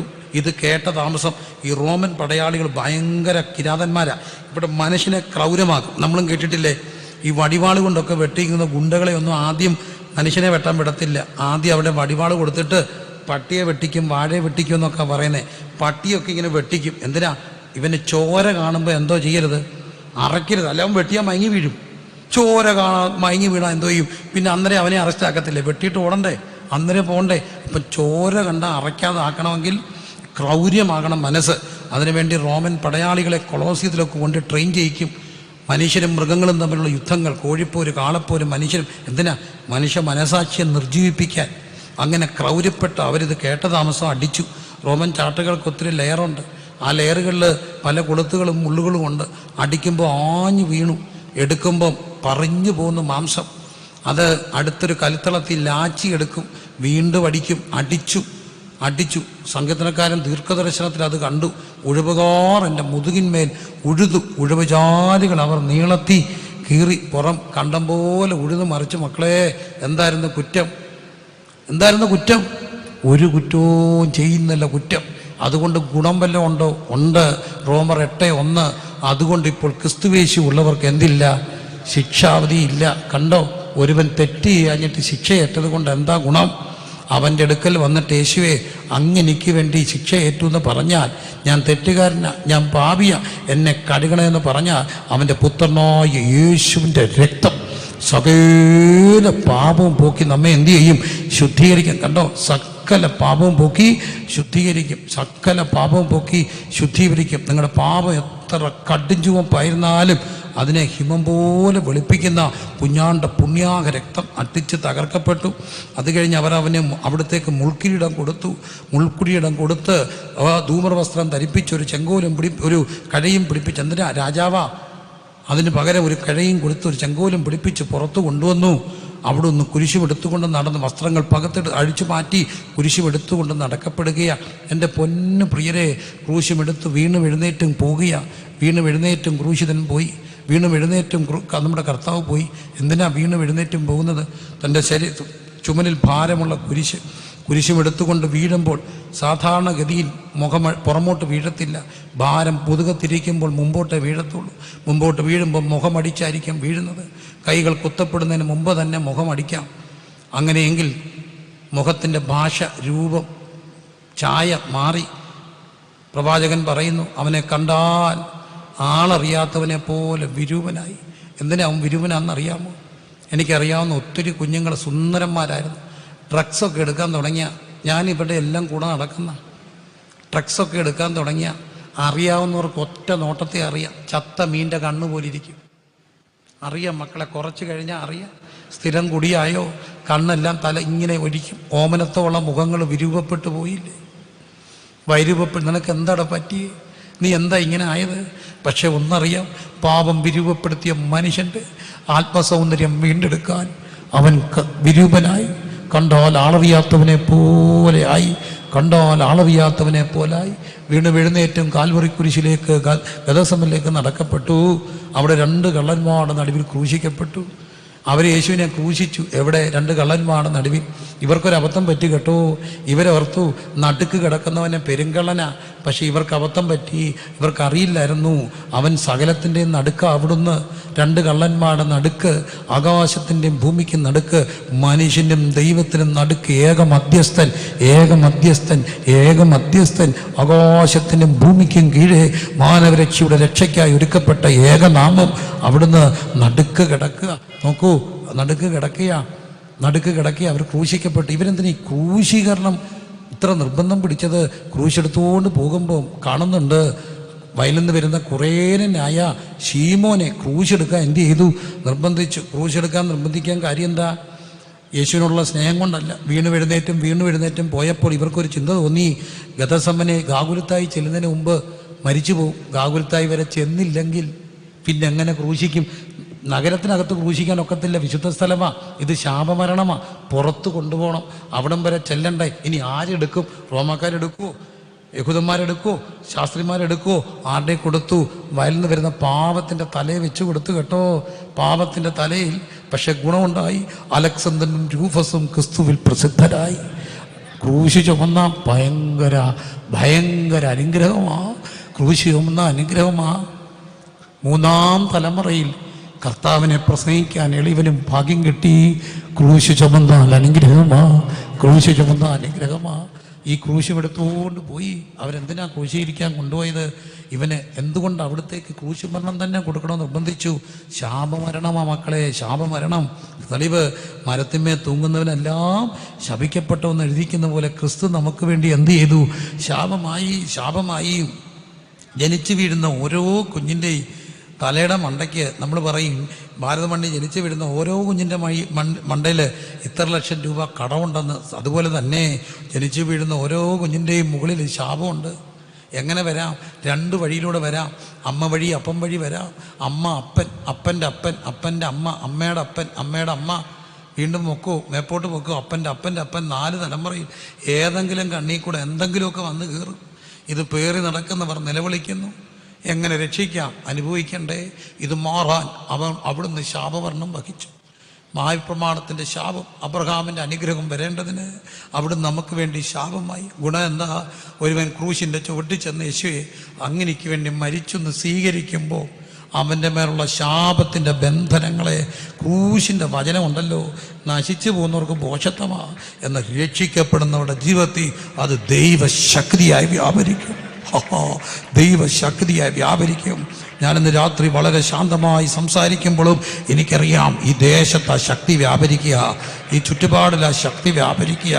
ക്രൂശിൻ്റെ വചനത്തിനകത്തൊരു ശക്തിയുണ്ട്. ശക്തി കരങ്ങളടിച്ച് സ്തുതിക്കാവുന്ന രാത്രി കരങ്ങളടിച്ച് സ്തുതിച്ചേ. ഹല്ലേലൂയ, ഹല്ലേലൂയ, ഹല്ലേലൂയ, ഹല്ലേലൂയ, ഹല്ലേലൂയ, ഹല്ലേലൂയ, ഹല്ലേലൂയ.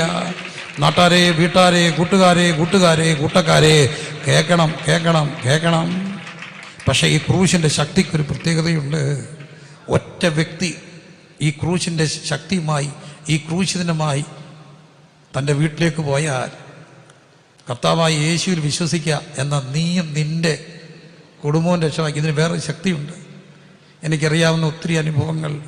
അപ്പം കുടിയൻ, അമ്മ തളർന്നു കിടക്കുന്നു, BBSൽ വന്ന കുഞ്ഞ് യേശുവുമായിട്ട് പോയി, ആ വീട് രക്ഷപ്പെട്ടു. ഒരു കൊച്ചു കുഞ്ഞെങ്കിലും ഈ യേശുവുമായിട്ട് ആ വീട്ടിൽ നിന്ന് യേശുവെ എന്ന് വിളിച്ചാൽ നിന്റെ വീടിനെ ഉദ്ധരിക്കാൻ കഴിയുന്ന ഒന്നുണ്ട്. കരമടിച്ച് സ്തുതിച്ചേ, കരമടിച്ച് സ്തുതിച്ചേ.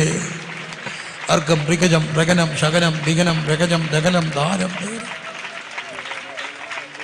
അർക്ക റിക്ക രഗ നഗ ധര ദിന രഗധര ദിഗന്ധര ദഗന രഗന. ലൈവിൽ ഞങ്ങളെ ശ്രദ്ധിക്കുന്നവർ നിങ്ങളും പ്രാർത്ഥിക്കുക. ഈ ക്രൂശിൻ്റെ വചനത്തിൻ്റെ ശക്തി പ്രിയപ്പെട്ട അമ്മ നിന്റെ വീടിനകത്ത് വ്യാപരിക്കും. അമ്മച്ചി ഒറ്റയ്ക്കായിരിക്കാം, അപ്പച്ചൻ ഒറ്റയ്ക്കായിരിക്കാം, മക്കൾ ഇന്ന് വഴിതെറ്റി പോയിരിക്കായിരിക്കാം. വിശ്വസിച്ച് പ്രാർത്ഥിക്കുക. ഈ വചനം അപ്പോസ്തല പ്രവൃത്തി പറയുന്നു, കർത്താവായ യേശുവിൽ വിശ്വസിക്കുക എന്ന നീയും നിന്റെ കുടുംബത്തെ രക്ഷിക്കാൻ കഴിയുന്ന ഒരു ദൈവശക്തിയുണ്ട്. അതുകൊണ്ടാണ് ഞങ്ങളിങ്ങനെ പ്രസംഗിക്കുന്നത്. നശിച്ചു പോകുന്നവർക്കെതിരെ ഭോഷത്വം, നശിച്ചു പോകുന്നവർക്കെതിരെ മണ്ടത്തര. അവർ ഞങ്ങളെ കല്ലെറിയും, അവർ ഞങ്ങളെ ഓടിക്കും. പക്ഷേ ഇതുമായിട്ട് ഒരാൾ നിന്ന, കഴിഞ്ഞ രാത്രി എന്നോട് ഞങ്ങളുടെ വീണ്ടും സാക്ഷ്യം പറയുമ്പോൾ പറഞ്ഞു, അദ്ദേഹം ആ സ്ഥലത്ത് താമസിക്കാൻ വരുമ്പോൾ ആ ബൈപ്പാസ് റോഡിൽ ആ നാട്ടിലെ മുഴുവൻ തലമുടി കൊണ്ടിടുന്ന സ്ഥലം, മുഴുവൻ വേസ്റ്റും കൊണ്ട് തള്ളുന്ന സ്ഥലം, രാത്രി പോലും ആളുകൾ അതുവഴി നടക്കാൻ പേടിച്ചിരുന്ന ഒരു സ്ഥലം. പക്ഷേ ഇന്ന് അത് ഭയങ്കര എസ്റ്റാബ്ലിഷ്ഡ് ഒരു ഏരിയ ആയിട്ട് മാറി. എന്താ, ഒറ്റ മനുഷ്യൻ ആ സ്ഥലത്ത് വീട് മേടിച്ച് അവിടെ ഇന്ന് പ്രാർത്ഥിക്കാൻ തുടങ്ങിയപ്പോൾ ആ സിറ്റുവേഷൻ, ആ സ്ഥലത്തിൻ്റെ അവസ്ഥ അങ്ങ് മാറിയെങ്കിൽ ഈ വചനം പറഞ്ഞ് പ്രാർത്ഥിക്കുന്നിടത്ത് ദേശത്ത് വ്യത്യാസം ഉണ്ടാകും. കരമടിച്ച് സ്തുതിച്ച് റക്ക റിക ദഗ ധന. ചില ഗ്രാമങ്ങളിൽ വിടുവിക്കപ്പെടും. അയൽ വീടുകളിലെ മദ്യപാനാസക്തി മാറും. വിശ്വസിച്ച് പ്രാർത്ഥിച്ചോ. അപ്പുറത്തെന്നും ചീത്തവിളിയാണെങ്കിൽ തിരിച്ച് ചീത്ത വിളിക്കരുത്. കൈനീട്ടി പ്രാർത്ഥിക്കണം, കൈനീട്ടി പ്രാർത്ഥിക്കണം. നിന്റെ ചുറ്റുപാടിൻ്റെ ബന്ധനങ്ങളെ അഴിക്കാൻ. റക്ക റിക്ക ദഗന രഗന ഹന്ത രഗജ രബന ശകന. അതുകൊണ്ടാണ് ഞങ്ങൾ ദൈവമക്കള് ദേശത്തൂടൊക്കെ നടന്ന് പ്രാർത്ഥിക്കും കേട്ടോ. ഞങ്ങളെ നിങ്ങൾ ഒറ്റുകാരായി കാണരുത്. ഞങ്ങൾ ദേശത്തിൻ്റെ മദ്യപാനം മാറാൻ പ്രാർത്ഥിക്കും. മക്കൾ ഒഴുകി പോകുക ട്രക്ക് അഡിക്റ്റായിട്ട്. ഇത് കണ്ടുകൊണ്ട് നോക്കാൻ ഒക്കത്തില്ല. കഞ്ചാവ് വിൽക്കുന്ന സ്ഥലങ്ങളിൽ പോയി പ്രാർത്ഥിക്കും. ഞാൻ പോയി പ്രാർത്ഥിക്കുന്നവനാ. ഓരോ സ്ഥലങ്ങളെയും പോലീസ് അറസ്റ്റ് ചെയ്ത് മാറ്റുന്നുണ്ട്.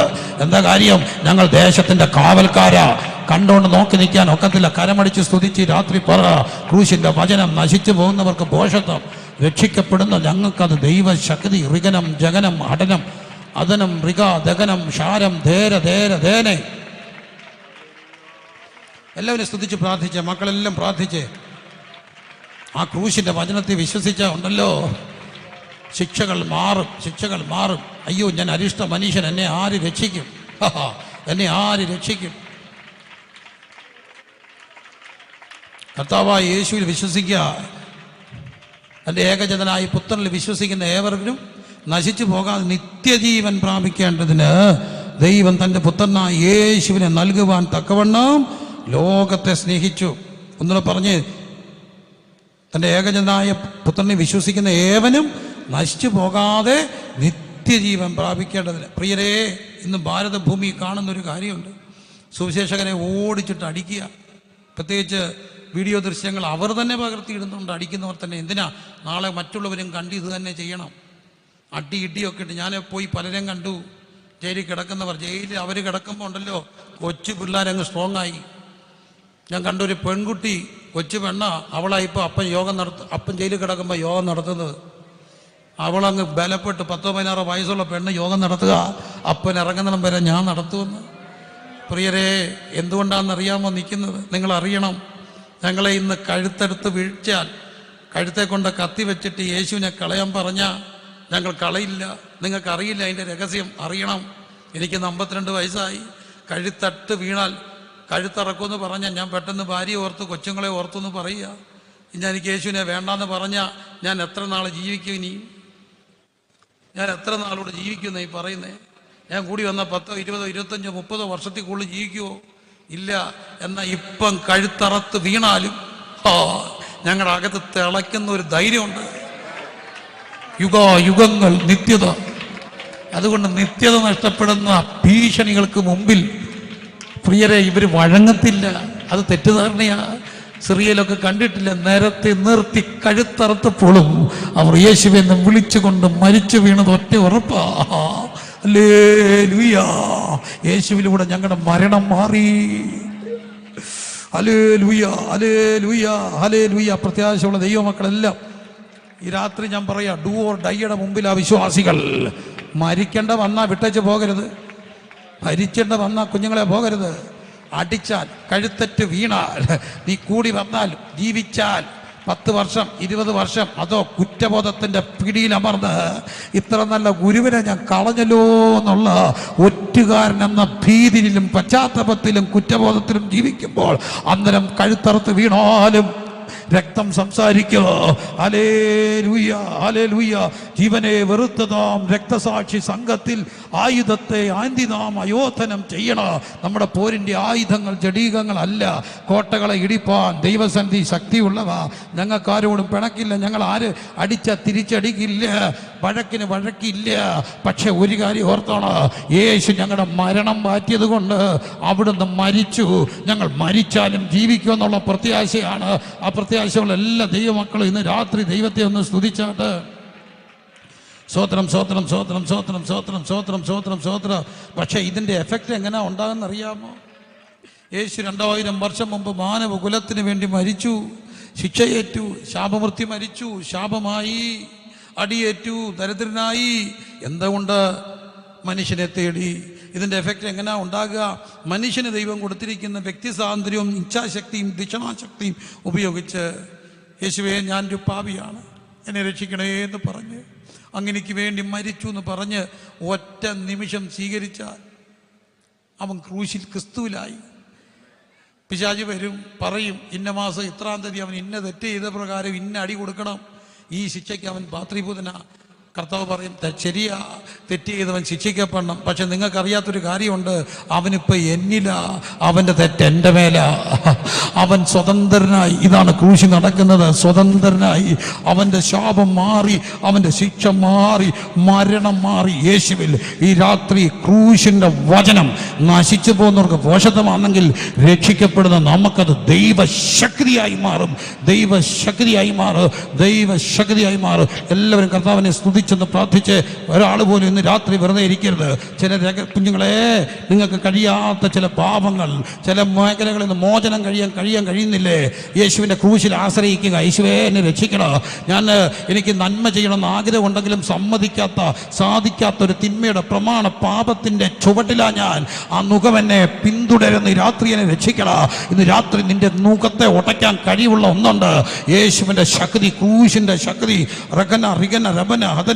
എൻ്റെ ഭർത്താവ് മദ്യപാൻ, എൻ്റെ കുഞ്ഞ് വഴിതെറ്റി, എൻ്റെ കർത്താവെ എൻ്റെ കുടുംബം നരകക്കുഴിയില്ല. നരകിക്കുക ഞാൻ. നിന്റെ നരകത്തെ സ്വർഗമാക്കാൻ കഴിയുന്നൊരു യേശുവുണ്ട്. യേശുവുണ്ട്. ക്രൂശിന്റെ വചനം നശിച്ചു പോകുന്നവർക്ക് പോഷത്ത്, രക്ഷിക്കപ്പെടും നമുക്കത് ദൈവശക്തിയായ യേശുവിന്റെ ഭാഷ. സ്വോത്രം, സ്വോത്രം, സ്വോത്രം, സ്വോത്രം, സ്വോത്രം, സ്വോത്രം, സ്വോത്രം, സ്വോത്രം, സ്വോത്രം.